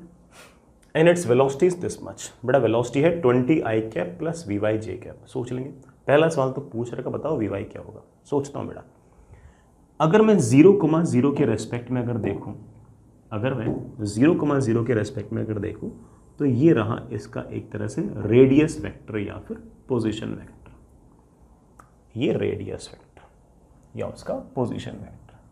आर वेक्टर बड़ा लिखना कितना आसान काम है, 3i कैप -4 j कैप। इस टाइम पर इसके पास बड़ा ऑफ कोर्स कोई ना कोई वेलोसिटी है। वेलोसिटी सवाल में मुझे पार्शियली दे रखी है बेटा, कितनी, 20 i cap plus vy j cap. मुझे ये vy पूछ रखा है कितनी होगी। सोचता हूं बेटा, मेरे पास एक आइडिया है, आर वेक्टर और वेलोसिटी वेक्टर सर्कुलर मोशन में हमेशा एक दूसरे के परपेंडिकुलर होते हैं। अगर परपेंडिकुलर होते हैं तो ऑफ कोर्स उन दोनों का जो डॉट प्रोडक्ट है प्यारे वाले बच्चों वो 0 आना चाहिए, तो 0 कर दो। 3 × 20 बड़ा 60 -4 vy इज इक्वल्स टू 0। बड़ा vy की मेरे पास वैल्यू आ गई है 15। तो कुल मिलाकर बड़ा पार्टिकल की जो वेलोसिटी है वो मेरे पास आ गई है 20 i cap plus 15 j cap metre per second. इस इंस्टेंट पर इसके पास वेलोसिटी ये है 20 i cap plus 15 j cap. इसका मतलब इस इंस्टेंट पर इसके पास x एक्सिस के अलोंग तो वेलोसिटी है 20 और y एक्सिस के अलोंग वेलोसिटी है 15। इन दोनों का रिजल्टेंट आएगा बेटा ऐसे, दैट इज रूट ऑफ 20 का स्क्वायर प्लस 15 का स्क्वायर। बड़ा सीधा लिख दो, नेट स्पीड मेरे पास आएगी 25 मीटर पर सेकेंड। वेलोसिटी पूछो तो ये, स्पीड पूछो तो ये। वेलोसिटी कांस्टेंट नहीं है, स्पीड फिर भी कांस्टेंट हो जाएगी।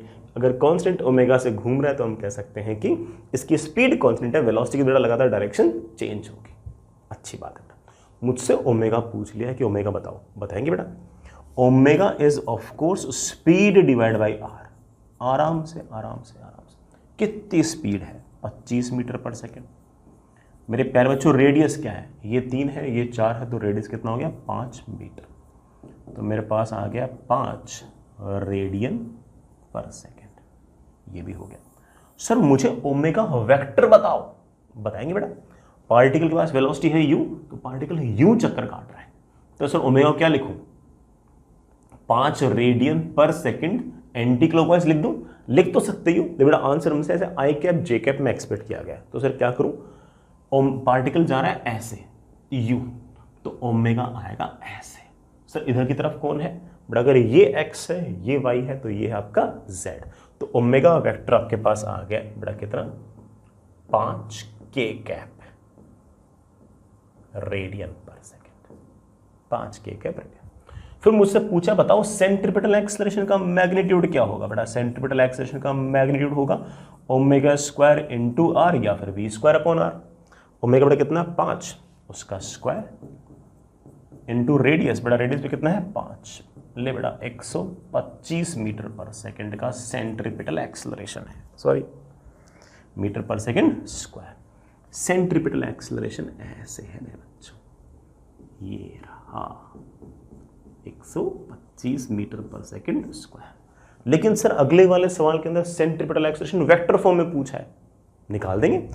सेंट्रीपिटल एक्सेलरेशन अगर वेक्टर फॉर्म में पूछा है तो मैं कहूंगा कि मैंने मेरे बच्चों को सिखा रखा है कि सेंट्रीपिटल एक्सेलरेशन अगर वेक्टर फॉर्म में पूछा है तो ओमेगा क्रॉस वी कर दिया करो। बड़ा फॉर्मूला हम लिख चुके हैं, क्या कर दिया करो, ओमेगा क्रॉस वी। ओमेगा हमने निकाला था अभी कहाँ गया वेक्टर फॉर्म में निकाला था 5k कैप,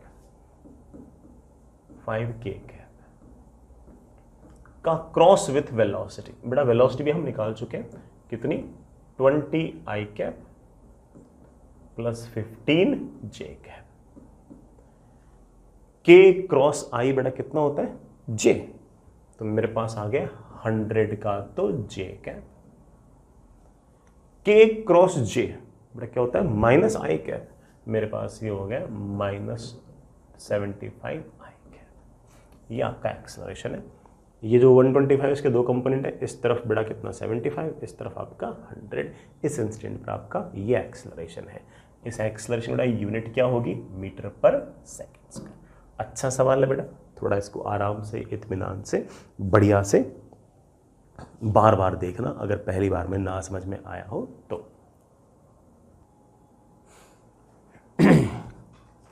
ठीक है बच्चा, आगे चलते बेटा। Next is radius of curvature. बड़ा छोटा सा एक कॉन्सेप्ट है, सुनिएगा। कई बार हो सकता है कि बेटा जो पार्टिकल है वो सर्कल के लॉन्ग ना जा रहा हो, किसी कर्व के लॉन्ग जा रहा हो, लेकिन उस कर्व को हम किसी एक सर्कल का पार्ट मान सकते हैं, किसी इमेजिनरी सर्कल का पार्ट मान सकते हैं। जिस सर्कल का भी आप पार्ट मान सकते हो उसके सेंटर को हम बोलेंगे सेंटर ऑफ कर्वेचर, और उस सर्कल का जो रेडियस होगा उसको हम बोल देंगे रेडियस ऑफ कर्वेचर। जैसे ये एक रैंडम सा कर्व है, जैसे यहां पर ये जो कर्व है ना, ये मुझे ऐसी फीलिंग आ रही है कि जैसे ये किसी सर्कल का पार्ट सा है। जिस सर्कल का ये पार्ट सा है, जिस इमेजिनरी सर्कल का ये पार्ट सा है, उस सर्कल का सेंटर जो होगा उसको मैं नाम दे दूंगा, क्या नाम दे दूंगा बेटा, सेंटर ऑफ कर्वेचर। और उसका जो रेडियस होगा उससे मैं नाम दे दूंगा radius of curvature. Fair enough. जैसे मान लो बेटा ये कर्व है, ये कर्व ऐसे लग रहा है जैसे किसी बहुत बड़े से सर्कल का पार्ट है,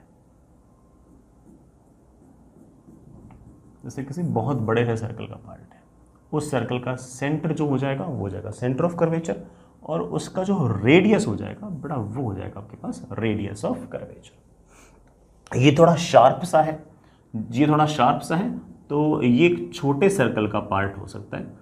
जिस सर्कल का ये पार्ट होगा उस सर्कल के सेंटर को हम बोल देंगे सेंटर ऑफ कर्वेचर, और उसके रेडियस को हम बोल देंगे इस पॉइंट पर रेडियस ऑफ कर्वेचर। जितना सरफेस फ्लैट होगी रेडियस ऑफ कर्वेचर ज़्यादा होगा, जितना सरफेस शार्प होगी रेडियस ऑफ कर्वेचर उतना ही छोटा होगा।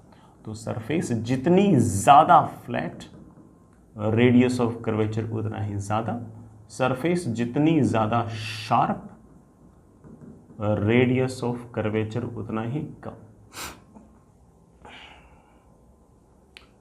ठीक है बच्चों, रेडियस ऑफ कर्वेचर में सबसे इंपॉर्टेंट चीज बड़ा उसका फॉर्मूला है, मैं डायरेक्ट लिख रहा हूं। फॉर्मूला सिंपल सा है कि रेडियस ऑफ कर्वेचर इज, जो भी आपकी स्पीड है उसका स्क्वायर, जो भी आपकी वेलोसिटी है उसके मैग्नीट्यूड का स्क्वायर। वेलोसिटी का कोई कंपोनेंट नहीं लेना, divided by A perpendicular. A perpendicular मतलब एक्सेलरेशन का वो कंपोनेंट जो वेलोसिटी के परपेंडिकुलर है। Let me repeat it, radius of curvature is simply, जो भी आपकी स्पीड है मेरे प्यारे वाले बच्चों उसका square divided by perpendicular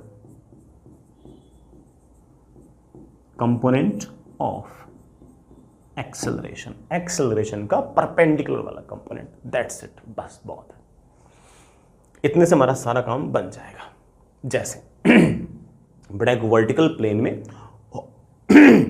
horizontal के लॉन्ग एक्स एक्सिस, वर्टिकल के लॉन्ग वाई एक्सिस, और मैंने किसी पार्टिकल को ऐसे हॉरिजॉन्टल से एंगल थीटा पे फेंक दिया। We know it very well कि इसका जो मोशन होगा बड़ा वो ऐसे पैराबोला माउथ ओपनिंग डाउनवर्ड्स होगा, सर्कुलर नहीं होगा, पैराबोला माउथ ओपनिंग डाउनवर्ड्स होगा। लेकिन अलग अलग पॉइंट पे जो पैराबोला होगा वो अलग अलग सर्कल्स का पार्ट हम इमेजिन कर सकते हैं। जिन सर्कल का हम जिन सर्कल्स का बड़ा हम इसे इमेजिन कर सकते हैं, उन सर्कल्स के सेंटर को हम सेंटर ऑफ कर्वेचर, और उन सर्कल्स के रेडियस ऑफ कर्वेचर को बड़ा उन सर्कल्स के रेडियस को हम रेडियस ऑफ कर्वेचर बोल सकते हैं। मेरा सवाल ये है, find radius of curvature at the time of projection. जिस टाइम पर आपने इसको फेंका है उस टाइम पर रेडियस ऑफ कर्वेचर क्या होगा? बिल्कुल करते हैं बेटा, सबसे पहला पार्ट सबसे पहले निपटाते हैं बेटा। जिस टाइम पर आपने पार्टिकल को फेंका है उस टाइम क्या कहानी है? उसके पास बड़ा वेलोसिटी u है, हॉरिजॉन्टल से एंगल थीटा है, आपके हाथ से निकलते ही उसके पास एक्सेलरेशन है g। वेलोसिटी के ऐसे परपेंडिकुलर डायरेक्शन में एक लाइन खींच दो, ठीक है ना? वेलोसिटी के परपेंडिकुलर डायरेक्शन में लाइन खींच दो, ये एंगल थीटा तो ये ऑफ कोर्स 90 माइनस थीटा, ये हॉरिजॉन्टल ये वर्टिकल तो वापस से बड़ा ये वाला एंगल आपके पास थीटा। इस g के दो कंपोनेंट आएंगे, ये वाला आएगा g cos थीटा, ये है वेलोसिटी के परपेंडिकुलर डायरेक्शन में जो आपका एक्सेलरेशन है वो, और एक आएगा बड़ा g sin थीटा, ये एक्सेलरेशन का वो कंपोनेंट है जो वेलोसिटी के तरफ है। तुम जानते हो कि इसकी जिम्मेदारी है स्पीड चेंज करना, बल्कि आप इसे नाम दे सकते हो कि सर ये टेंजेंशियल एक्सेलरेशन है और ये स्पीड चेंज करने की जिम्मेदारी रखता है, ठीक है? और ये इस इंस्टेंट पर स्पीड को बढ़ा रहा है घटा रहा है? ऑफ कोर्स घटा रहा है, क्योंकि ये वेलोसिटी के अपोजिट है। ये जो परपेंडिकुलर डायरेक्शन में एक्सेलरेशन है ये इसे घुमाने की कोशिश कर रहा है। हालांकि मैं जानता हूं कि बेटा पार्टिकल का जो मोशन है वो पैराबोला है, लेकिन उस पैराबोला को मैं किसी न किसी सर्कल का पार्ट मान सकता हूं। जिस सर्कल का मैं पार्ट मान सकता हूं उसका जो सेंटर है बेटा वो यहां कहीं आएगा, और ये इसका radius of curvature. Sir radius of curvature का कोई फॉर्मूला है क्या? यस बेटा बिल्कुल है। रेडियस ऑफ कर्वेचर का फॉर्मूला है कि जो भी आपकी स्पीड है उसका स्क्वायर, वेलोसिटी कंपोनेंट नहीं लेंगे अपन, डिवाइड बाई एक्सेलरेशन। एक्सेलरेशन नहीं बेटा, एक्सेलरेशन का सिर्फ वो कंपोनेंट जो वेलोसिटी के परपेंडिकुलर हो, जो वेलोसिटी के परपेंडिकुलर डायरेक्शन में कंपोनेंट है बेटा, that is g cos theta. Just फेंकते ही ये आ गया आपका रेडियस ऑफ कर्वेचर। समझ गए बेटा? अगला सवाल, find radius of curvature when ball is at the highest point. जब बॉल सबसे ऊपर है उस टाइम पर रेडियस ऑफ कर्वेचर क्या होगा? पता नहीं मेरे बच्चों को याद है या नहीं है। हाईएस्ट पॉइंट पर हॉरिजॉन्टल डायरेक्शन में ही वेलोसिटी रहेगी, और उस वेलोसिटी की जो वैल्यू होगी बड़ा वो कितनी होगी? u cos theta. Vertical direction में वेलोसिटी आपकी 0 हो जाएगी। तो चलो बड़ा दूसरा वाला पार्ट करता हूं। जब आपका पार्टिकल सबसे ऊपर पहुंच जाएगा उसके पास जो स्पीड है वो सिर्फ और सिर्फ u cos थीटा बची है। एक्सेलरेशन ऑफ कोर्स बड़ा नीचे की तरफ है g, वेलोसिटी हॉरिजॉन्टल में, एक्सेलरेशन नीचे की तरफ। इस टाइम पर पार्टिकल का मोशन है तो पैराबोला, लेकिन उसे मैं ऐसे किसी सर्कल का पार्ट मान सकता हूं। जिस सर्कल का तुम पार्ट मान रहे हो उसके सेंटर को हम बोल देंगे सेंटर ऑफ कर्वेचर, और उसके रेडियस को हम बोल देंगे radius of curvature. Radius of curvature is जो भी वेलोसिटी है उसका square divide by perpendicular direction में एक्सेलरेशन। स्पीड कितनी है मेरे प्यारे बच्चों? स्पीड है इस टाइम पर आपकी u cos थीटा। एक्सेलरेशन का वो कंपोनेंट जो वेलोसिटी के परपेंडिकुलर है, यहां पर तो सारा का सारा एक्सेलरेशन ही वेलोसिटी के परपेंडिकुलर है। ले बेटा दिस इज द आंसर, और मेरे पास आंसर आ गया u square cos square theta upon g। इतना तो आपको समझ में आ गया होगा कि ये आपका मिनिमम रेडियस ऑफ कर्वेचर है पार्टिकल का। पार्टिकल का रेडियस ऑफ कर्वेचर जो प्रोजेक्टाइल मोशन कर रहा है ना, इस प्रोजेक्टाइल मोशन करते हुए पार्टिकल का सबसे मिनिमम रेडियस ऑफ कर्वेचर सबसे ऊपर आया है। कारण आपको नजर आ गया होगा, न्यूमरेटर तो ये लीस्ट है भाई, स्पीड तो इस टाइम पर लीस्ट है, और एक्सेलरेशन का वो कंपोनेंट जो वेलोसिटी के परपेंडिकुलर है वो g से बड़ा तो हो ही नहीं सकता ना। g का कंपोनेंट g से बड़ा तो हो ही नहीं सकता, तो डिनोमिनेटर तो इससे बड़ा नहीं हो सकता, न्यूमरेटर इससे छोटा नहीं हो सकता, तो ये लीस्ट न्यूमरेटर और मैक्सिमम डिनोमिनेटर है। तो ऑफ कोर्स बेटा ये आपका रेडियस ऑफ कर्वेचर सबसे छोटा वाला है। चलिए बेटा लास्ट सवाल और कर लेते हैं। When ball is moving at an angle alpha with the horizontal. जब आपकी बॉल हॉरिजॉन्टल के साथ अल्फा एंगल पे ट्रेवल कर रही है उस टाइम क्या कहानी है? सोचते बेटा। जब फेंका तब ये कहानी बड़ा, मान लीजिए फिर बॉल चलते चलते यहां पहुंच गई, मान लेते बड़ा बॉल चलते चलते यहां पहुंच गई, बॉल के पास वेलोसिटी है v और वो हॉरिजॉन्टल से एंगल अल्फा पे जा रही है। फेंका कितनी स्पीड से था, u से, ये वाला एंगल कितना, थीटा, सब सोच लेंगे। बॉल के पास हॉरिजॉन्टल से अल्फा एंगल पे वेलोसिटी है v, एक्सेलरेशन है बेटा तुम जानते हो g। मेरे बच्चे घर से बैठे बैठे चीख चीख के बोलेंगे सर मुझे एक्सेलरेशन में इंटरेस्ट नहीं है। एक्सेलरेशन के उस कंपोनेंट में इंटरेस्ट है जो वेलोसिटी के परपेंडिकुलर होगा। तो मैंने वेलोसिटी के परपेंडिकुलर डायरेक्शन में एक लाइन खींच दी। अगर ये वाला एंगल अल्फा तो ये 90 माइनस अल्फा, तो ये वापस से अल्फा। इस g के दो कंपोनेंट आएंगे, अल्फा की तरफ वाला कंपोनेंट होता है g cos अल्फा, इसके परपेंडिकुलर डायरेक्शन वाला होता है g sin अल्फा। मेरे बच्चे बोलेंगे सर एक तरह से ये आपका टेंजेंशियल एक्सेलरेशन है और ये आपका एक तरह से ए परपेंडिकुलर है। ये एक्सेलरेशन वेलोसिटी को घटाने के लिए जिम्मेदार है और ये वाला एक्सेलरेशन इसको रोटेट करने के लिए जिम्मेदार है। अगर कोई मुझसे पूछेगा कि सर रेडियस ऑफ कर्वेचर क्या होगा, तो बोलूंगा कि इस इंस्टेंट पर आपके पास जो भी स्पीड है उसका स्क्वायर डिवाइडेड बाय एक्सेलरेशन, नहीं एक्सेलरेशन नहीं, एक्सेलरेशन का वो कंपोनेंट जो वेलोसिटी के परपेंडिकुलर हो, वो बेटा कितना है g cos अल्फा। मेरे बच्चे बोलेंगे सर आंसर आप ऐसे छोड़ नहीं सकते, सवाल में v दिया थोड़ी आपको, सवाल में तो u दिया है, थीटा दिया है, अल्फा दिया है, g कॉन्स्टेंट है इसलिए g आ जाएगा, लेकिन v थोड़ी आ जाएगा। तो चलो एक काम करते हैं, v को उड़ाते हैं। v को उड़ाने का एक जुगाड़ है बेटा, मैं आपको प्रोजेक्टाइल मोशन में ही सिखा चुका हूँ वाली बात। हॉरिजॉन्टल डायरेक्शन में वेलोसिटी चेंज नहीं होगी। हॉरिजॉन्टल डायरेक्शन में शुरुआत में वेलोसिटी थी u cos थीटा, अब वेलोसिटी है मेरे प्यारे बच्चों v cos अल्फा। तो मैं v को बड़े आराम से लिख सकता हूं, क्या लिख सकता हूं, u cos थीटा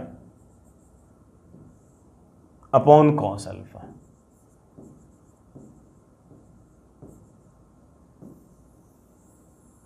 ले बेटा यहां क्या आपका रेडियस ऑफ कर्वेचर। हालांकि मैंने सवाल तो 3 करा दिए, लेकिन बेटा बात तो वो सिर्फ और सिर्फ एक ही है, कोई नई बात थोड़ी है।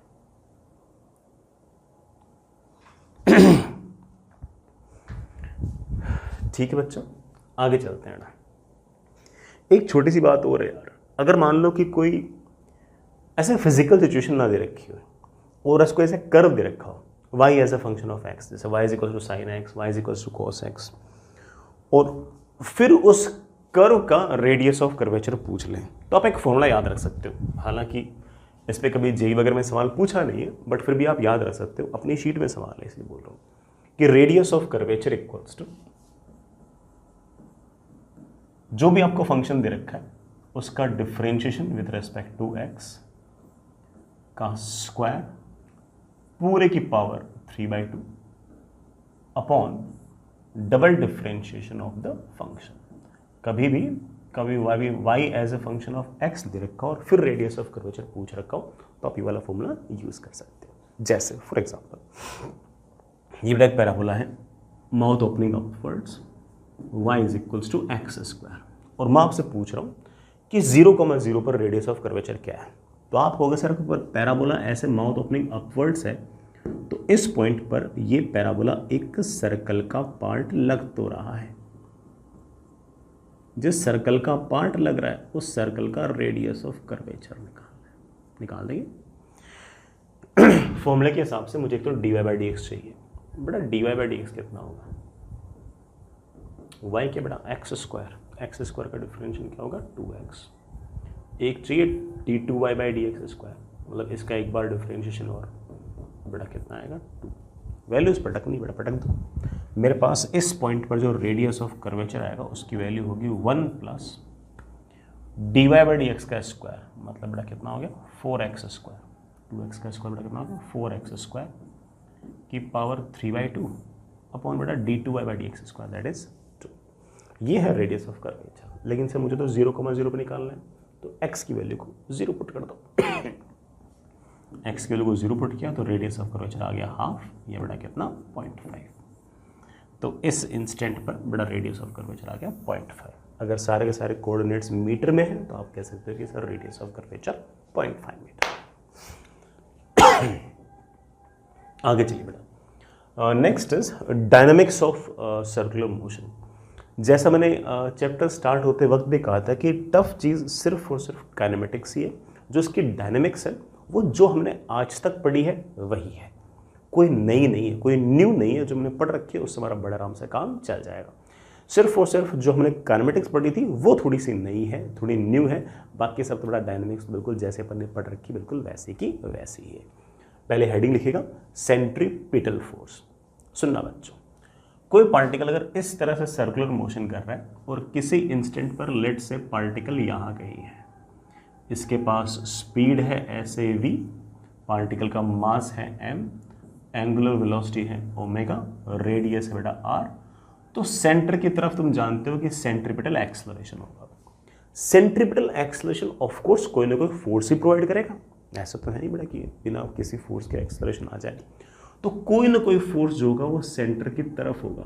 The force which provides centripetal acceleration is known as centripetal force, as simple as that.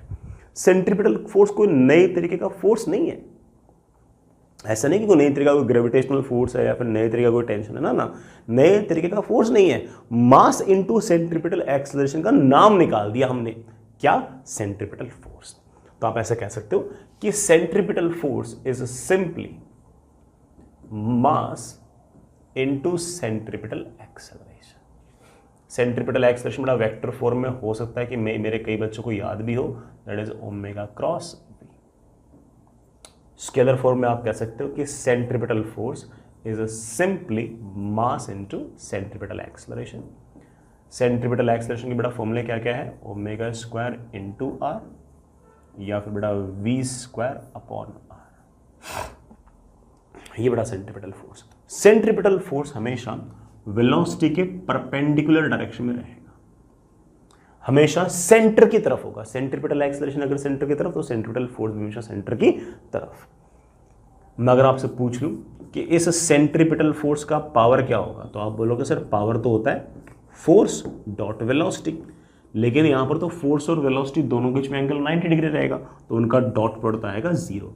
इसका मतलब सेंट्रीपिटल फोर्स का पावर नहीं होगा, इसका मतलब सेंट्रीपिटल फोर्स किसी प्रकार का वर्क नहीं करेगा, किसी प्रकार का वर्क नहीं करेगा। इसका मतलब वो कभी भी काइनेटिक एनर्जी को चेंज नहीं करेगा, वो कभी काइनेटिक एनर्जी को चेंज नहीं करेगा। इस बात का मतलब है कि ये कभी स्पीड को चेंज नहीं करेगा। अरे भाई सेंट्रीपिटल फोर्स स्पीड को चेंज नहीं करेगा, ये वाली बात तुम्हें शुरुआत से पता थी, क्योंकि सेंट्रीपिटल फोर्स क्या प्रोवाइड करा रहा है? Centripetal acceleration. सेंट्रीपिटल एक्सेलरेशन तो हमेशा वेलोसिटी के परपेंडिकुलर होता है, वो कभी भी वेलोसिटी के मैग्नीट्यूड को चेंज नहीं करता, वो सिर्फ और सिर्फ डायरेक्शन को ही चेंज करता है। तो आप ऐसा कह सकते हो कि centripetal force is only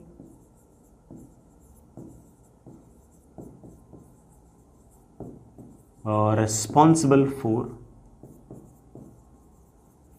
change in direction of velocity.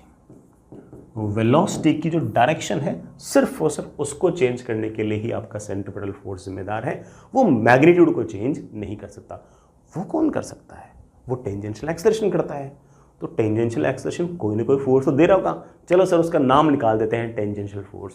बिल्कुल सही कह रहे हो तुम लोग, चलो निकाल देते हैं, आगे चलते हैं। Next is tangential force. जो तुमने कहा बड़ा वही अपन इसकी डेफिनेशन भी रखेंगे। जैसे मान लीजिए कि कोई पार्टिकल है और वो सर्कुलर मोशन कर रहा है ऐसे रेडियस r का, और उसके पास स्पीड है लेट्स से v, और ये चेंज हो रही है। ऑफ कोर्स इसका चेंज होना तो मस्ट है, स्पीड चेंज होगी तभी तो टेंजेंशियल एक्सेलरेशन होगा, टेंजेंशियल एक्सेलरेशन होगा तभी तो टेंजेंशियल फोर्स होगा। सिंपल शब्दों में कहूं तो tangential force is simply mass into tangential acceleration. Tangential acceleration का फॉर्मूला है बेटा अल्फा इंटू आर, या फिर बेटा of course D by D T of speed. जैसे लिखना चाहो वैसे लिखना। टेंजेंशियल फोर्स जो है या तो वो वेलोसिटी की तरफ होगा या बेटा वो वेलोसिटी के अपोजिट होगा। अगर टेंजेंशियल फोर्स वेलोसिटी के अपोजिट होगा तो वो स्पीड को घटाएगा, अगर वो वेलोसिटी की तरफ होगा तो वो स्पीड को बढ़ाएगा। लेकिन अगर टेंजेंशियल फोर्स होगा तो स्पीड चेंज होगी, और स्पीड चेंज होगी तो इसका मतलब यूनिफॉर्म सर्कुलर मोशन नहीं है। यूनिफॉर्म सर्कुलर मोशन के अंदर स्पीड कांस्टेंट होती है, वहां पर बेटा आपका टेंजेंशियल एक्सेलरेशन नहीं होता, वहां पर टेंजेंशियल फोर्स नहीं होता। टेंजेंशियल फोर्स सिर्फ और सिर्फ कब होगा? जब आपकी बेटा स्पीड वेरी कर रही हो। चेंज हो रही हो। ये आपका बड़ा टेंजेंशियल फोर्स है। Tangential force is either along velocity or opposite to velocity। अगर आपका टेंजेंशियल फोर्स वेलोसिटी के अलोंग है तो ऑफ कोर्स उसका जो पावर आएगा बड़ा वो पॉजिटिव आएगा। F dot v force into velocity into cos of zero, force भी इस तरफ वेलोसिटी भी इस तरफ, पावर पॉजिटिव तो ऑब्वियस बात है उसका वर्क डन पॉजिटिव आएगा। वर्क डन पॉजिटिव आएगा तो ऑब्वियस बात है कि वो काइनेटिक एनर्जी को बढ़ाएगा। काइनेटिक एनर्जी को बढ़ाएगा तो ऑब्वियस बात है कि वो स्पीड को बढ़ाएगा। And we know it very well already. अगर आपका टेंजेंशियल फोर्स वेलोसिटी की तरफ नहीं बल्कि उसके अपोजिट है और फिर मैं आपसे पूछूं कि पावर क्या होगा, आप बोलोगे सर पावर होगा tangential force into velocity into cos of angle between them. Velocity ऐसे, टेंजेंशियल फोर्स उसके अपोजिट, तो एंगल कितना हो गया, पाई हो गया इन दोनों के बीच में। तो मेरे पास कुल मिलाकर जो पावर है बड़ा वो आ गया नेगेटिव, और पावर आ गया नेगेटिव तो इस केस में work done by tangential force आएगा नेगेटिव। इसका मतलब वो काइनेटिक एनर्जी को बढ़ाएगा नहीं, काइनेटिक एनर्जी को घटाएगा, मतलब वो स्पीड को घटाएगा। तो टेंजेंशियल फोर्स का काम स्पीड को बढ़ाने या घटाने का है, उसका बेटा रोल डायरेक्शन चेंज करने का नहीं है। डायरेक्शन चेंज करने का रोल किसका है, सेंट्रीपिटल फोर्स का, ठीक है। मैं यहाँ पर एक छोटी सी बात और बोल दूँ, हालांकि अगेन थोड़ी सी आपको रिपीटेटिव लगेगी, आपको लगेगा कि यार सर तो ना बार बार वही टाइम पास करते रहते हैं, बट बड़ा फिर भी सुन लो। किसी टाइम पर पार्टिकल के पास सेंटर की तरफ जो फोर्स होगा उसको हम सेंट्रीपिटल फोर्स बोलेंगे। पार्टिकल के पास टेंजेंशियल डायरेक्शन में जो फोर्स होगा उसको हम टेंजेंशियल फोर्स बोलेंगे। और अगर आपको नेट फोर्स बोलना है तो आप कह सकते हो कि नेट फोर्स जो होगा वो इन दोनों का रिजल्टेंट होगा। It will be under root of F c का स्क्वायर प्लस एफ टी का square, that is F c square plus F t square. ये आपका एक तरह से नेट फोर्स आ जाएगा, ठीक है बच्चों। आगे चलते हैं, मैंने कुछ बिल्कुल छोटे छोटे सिंपल सिंपल सवाल लिए हैं। ये सवाल सिर्फ और सिर्फ इसलिए हैं कि मैं आप लोगों को ये जो डायनेमिक्स है सर्कुलर मोशन की उससे थोड़ा सा यूज टू कर दूं। अगर मैंने यूज टू कर दिया फिर तो बड़ा मेरे लिए कुछ खास काम बचा ही नहीं है, फिर तो बड़ा वही आपका न्यूटन्स लॉ, वही आपका वर्क पावर एनर्जी, बिल्कुल सेम फंडे, बिल्कुल सेम बात है। अगर एक बार यूज टू हो गया तो मेरा काम काफ़ी हद तक आसान हो जाएगा। सुनिएगा, मैं कुछ ऐसे सिचुएशंस ले रहा हूँ जो बड़ा पहले से देख भी रखे हैं। आपके पास एक एटम है, बीचों बीच न्यूक्लियस है जिसके पास चार्ज है Ze। इसके चारों तरफ एक इलेक्ट्रॉन चक्कर काट रहा है जिसके पास चार्ज है -e और मास है m। ये इलेक्ट्रॉन ऐसे v वेलोसिटी से लगातार चक्कर काट रहा है। इसकी जो स्पीड है वो कांस्टेंट है, लेकिन कितनी है वो पता नहीं। स्पीड जो है वो कांस्टेंट है लेकिन कितनी है वो पता नहीं है। मैं आपसे पूछ रहा हूँ, बताओ इस इलेक्ट्रॉन की कितनी स्पीड होगी अगर ये न्यूक्लियस से r डिस्टेंस दूर न्यूक्लियस के अबाउट चक्कर काट रहा है। तो इस इलेक्ट्रॉन की एंगुलर वेलोसिटी कितनी होगी ये बताओ, और इस इलेक्ट्रॉन को चक्कर काटने में कितना समय लगेगा ये बताओ। सोचते हैं बेटा, कांस्टेंट स्पीड से अगर भाग रहे हैं तो जरूर सेंटर की तरफ कोई ना कोई सेंट्रीपिटल एक्सेलरेशन होगा।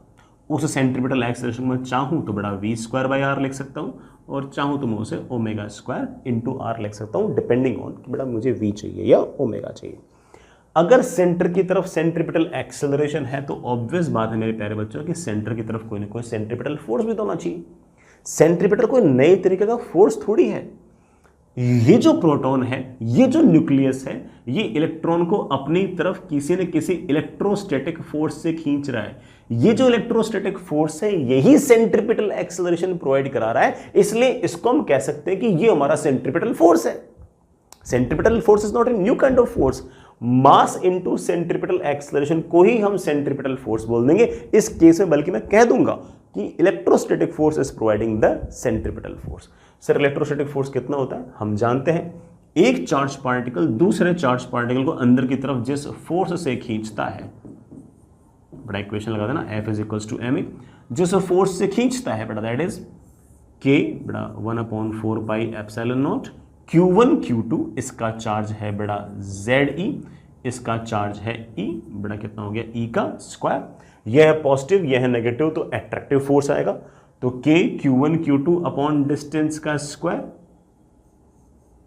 डिस्टेंस का square should, this is the centripetal force, it should be equal to mass into centripetal acceleration. Centripetal acceleration मेरे प्यारे बच्चों कितना है, v स्क्वायर बाई आर, बड़ा v स्क्वायर बाई आर। फटाक से सोल्व करते हमारा v आ गया बेटा। अगर मैं r से r कैंसिल कर दूं तो हमारे पास बड़ा v की वैल्यू आ गई है, v की वैल्यू आ गई है बड़ा, देखना कितनी आ गई है, अंडर रूट ऑफ बड़ा कितनी, Z e square upon upon upon 4 pi epsilon naught m r. बड़ा कैलकुलेशन चेक कर लेना एक बार, v की वैल्यू आ गई है Z e square upon 4 pi epsilon naught m r. v तो आ गया, सर मुझे ओमेगा भी चाहिए बेटा, अगर तुझे एंगुलर वेलोसिटी चाहिए that is of course v by r, तो आप कह सकते हो कि मेरे पास इसको बड़ा r से और डिवाइड करोगे तो ओमेगा मेरे पास आ जाएगा Z e square upon upon upon upon upon 4 pi epsilon not m times r raise to power 3, ये ओमेगा आ गया। सर मुझे इलेक्ट्रॉन को चक्कर काटने में समय कितना लगेगा, टाइम कितना लगेगा, वो निकालना है। अगर आपको टाइम पीरियड निकालना है, time period is always 2 pi by omega, that is 2 pi under root of, बड़ा इसे ऊपर आ जाएगा 4 pi epsilon not m times r raise to power 3 upon z times e square, ये आ गया टाइम पीरियड। इलेक्ट्रॉन 1 सेकंड के अंदर कितने चक्कर काट लेगा उसको हम फ्रीक्वेंसी कहते हैं, और अगर किसी को याद हो तो बड़ा फ्रीक्वेंसी मेरे ख्याल से 1/t हुआ करती थी, तो आप कह सकते हो कि फ्रीक्वेंसी इज बेसिकली 1/t या फिर ओमेगा अपॉन 2 पाई, और सॉल्व करते मेरे पास आ गया बड़ा answer 1/2 pi under root of z e square upon 4 pi epsilon not m times r raised to power 3। ये इलेक्ट्रॉन ने चक्कर काट ली है, उनकी संख्या है 1 सेकंड के अंदर जितने चक्कर काटे हैं उसको हम क्या बोलते हैं, फ्रीक्वेंसी। आई होप समझ गए। सबसे इंपॉर्टेंट चीज ये थी कि centripetal force is a not new kind of force, mass into centripetal acceleration को सेंट्रीपिटल फोर्स प्रोवाइड बोलते हैं, और ये सेंट्रीपिटल फोर्स इस बार किसने प्रोवाइड कराया, इस बार प्रोवाइड कराया किसने किसने किसने, क्या नाम था इसका, इलेक्ट्रोस्टैटिक फोर्स। आगे चलते हैं बेटा, नेक्स्ट इज ऐसा ही एक सवाल और बड़ा, मान लीजिए कि बीचों बीच अर्थ है जिसे हमें बड़ा रेस्ट भी मानना है, इससे r डिस्टेंस दूर एक सैटेलाइट है जो ग्रेविटेशनल फोर्स के कारण अर्थ को सेंटर मानते हुए ऐसे लगातार कांस्टेंट स्पीड से चक्कर काट रहा है। मैं फिर से बोल दूं बेटा, कांस्टेंट स्पीड से चक्कर काट रहा है, उसकी स्पीड कांस्टेंट है। अगर स्पीड कांस्टेंट है तो किसी प्रकार का कोई टेंजेंशियल फोर्स तो है नहीं।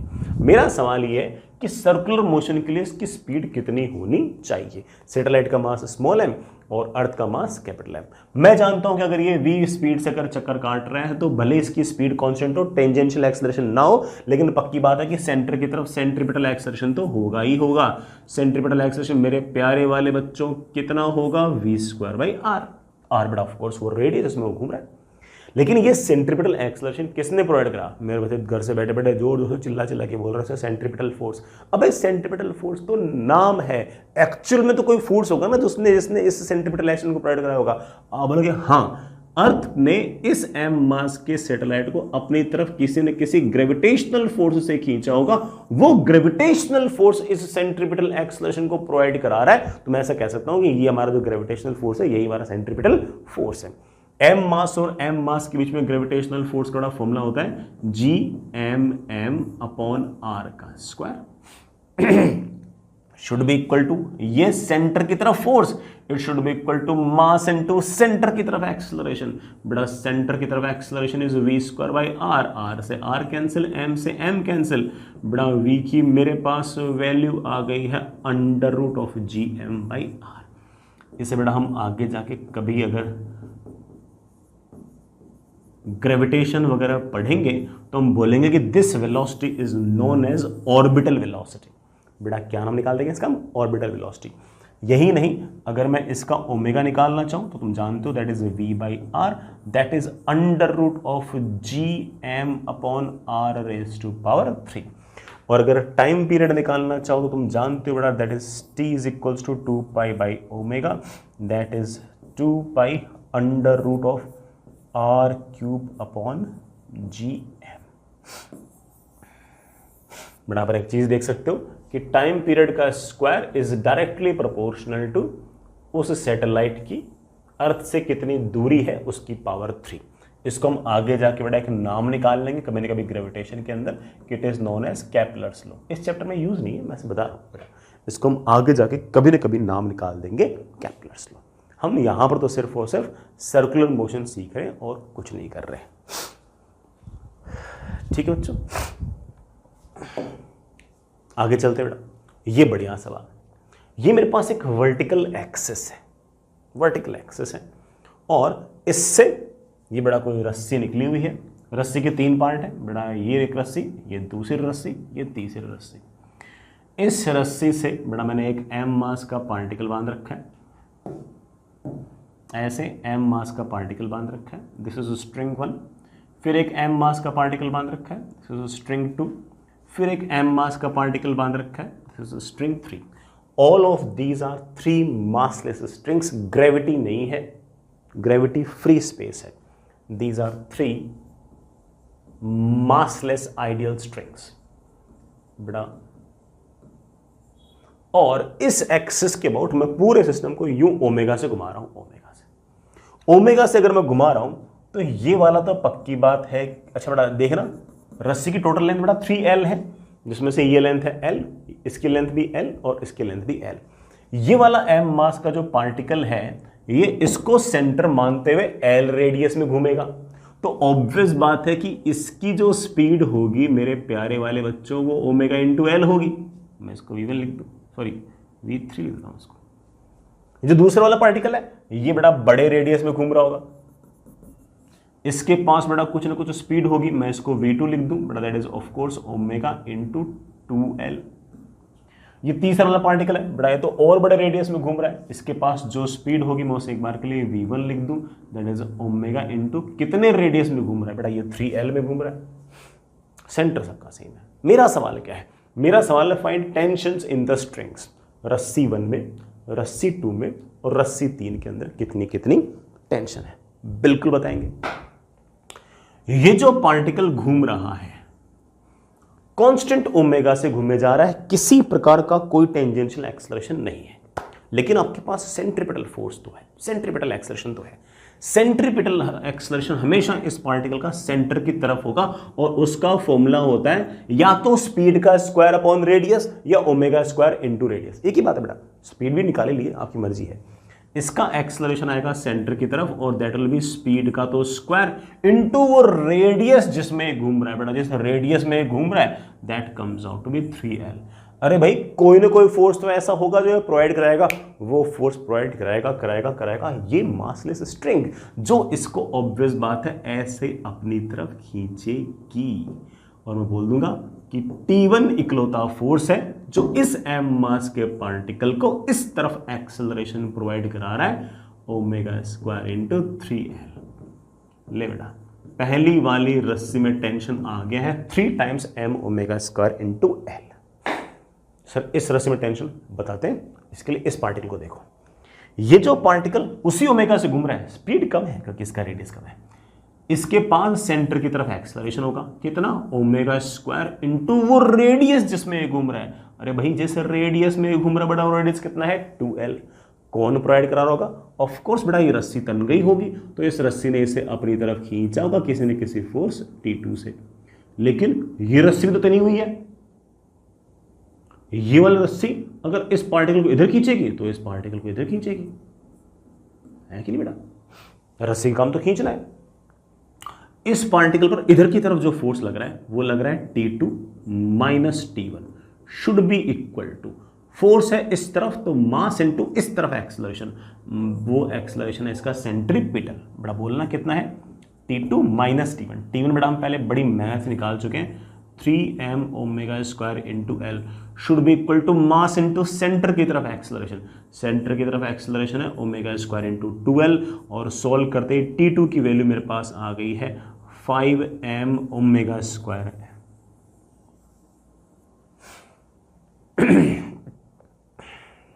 T2 आ गई है 5m ओमेगा। इस रस्सी के अंदर टेंशन है 5m ओमेगा स्क्वायर है। सर इसमें और निकाल दें? बिल्कुल निकाल देंगे।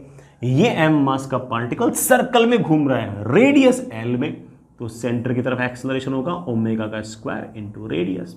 सेंटर की तरफ एक्सेलरेशन तो सेंटर की तरफ फोर्स तो होना चाहिए। सेंटर की तरफ फोर्स कौन होगा? रस्सी खींचेगी ऐसे किसी न किसी फोर्स T3 से। अरे ये रस्सी तो तनी हुई थी, ये भी खींचेगी। रस्सी काम तो खींचना होता है, ये खींचेगी अपनी तरफ T2 से। अंदर की तरफ फोर्स आ गया T3 minus T2 must be equal to mass into centre की तरफ एक्सेलरेशन, जिसे हम सेंट्रीपिटल एक्सेलरेशन बोलते हैं। T3 माइनस T2, T2 मेरे पास है 5m omega square into L, that should be equal to mass into centre की तरफ एक्सेलरेशन, वो है ओमेगा स्क्वायर इंटू जिस रेडियस में घूम रहा है। और T3 की मेरे पास वैल्यू आ गई है प्यारे वाले बालकों, बेटा कितनी आ गई है? 6m omega square into L. ये आ गई है मेरे प्यारे बच्चों आपके पास टेंशन। ठीक है बच्चों,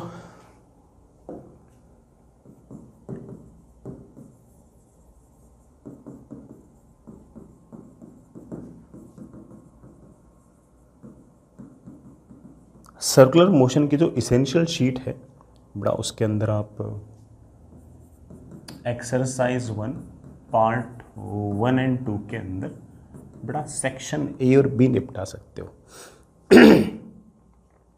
ए बी एंड डी, बड़ा ए बी और डी ये 3 सेक्शन कर सकते हो, बाकी बड़ा बाद में कर लेंगे। सी नहीं करना।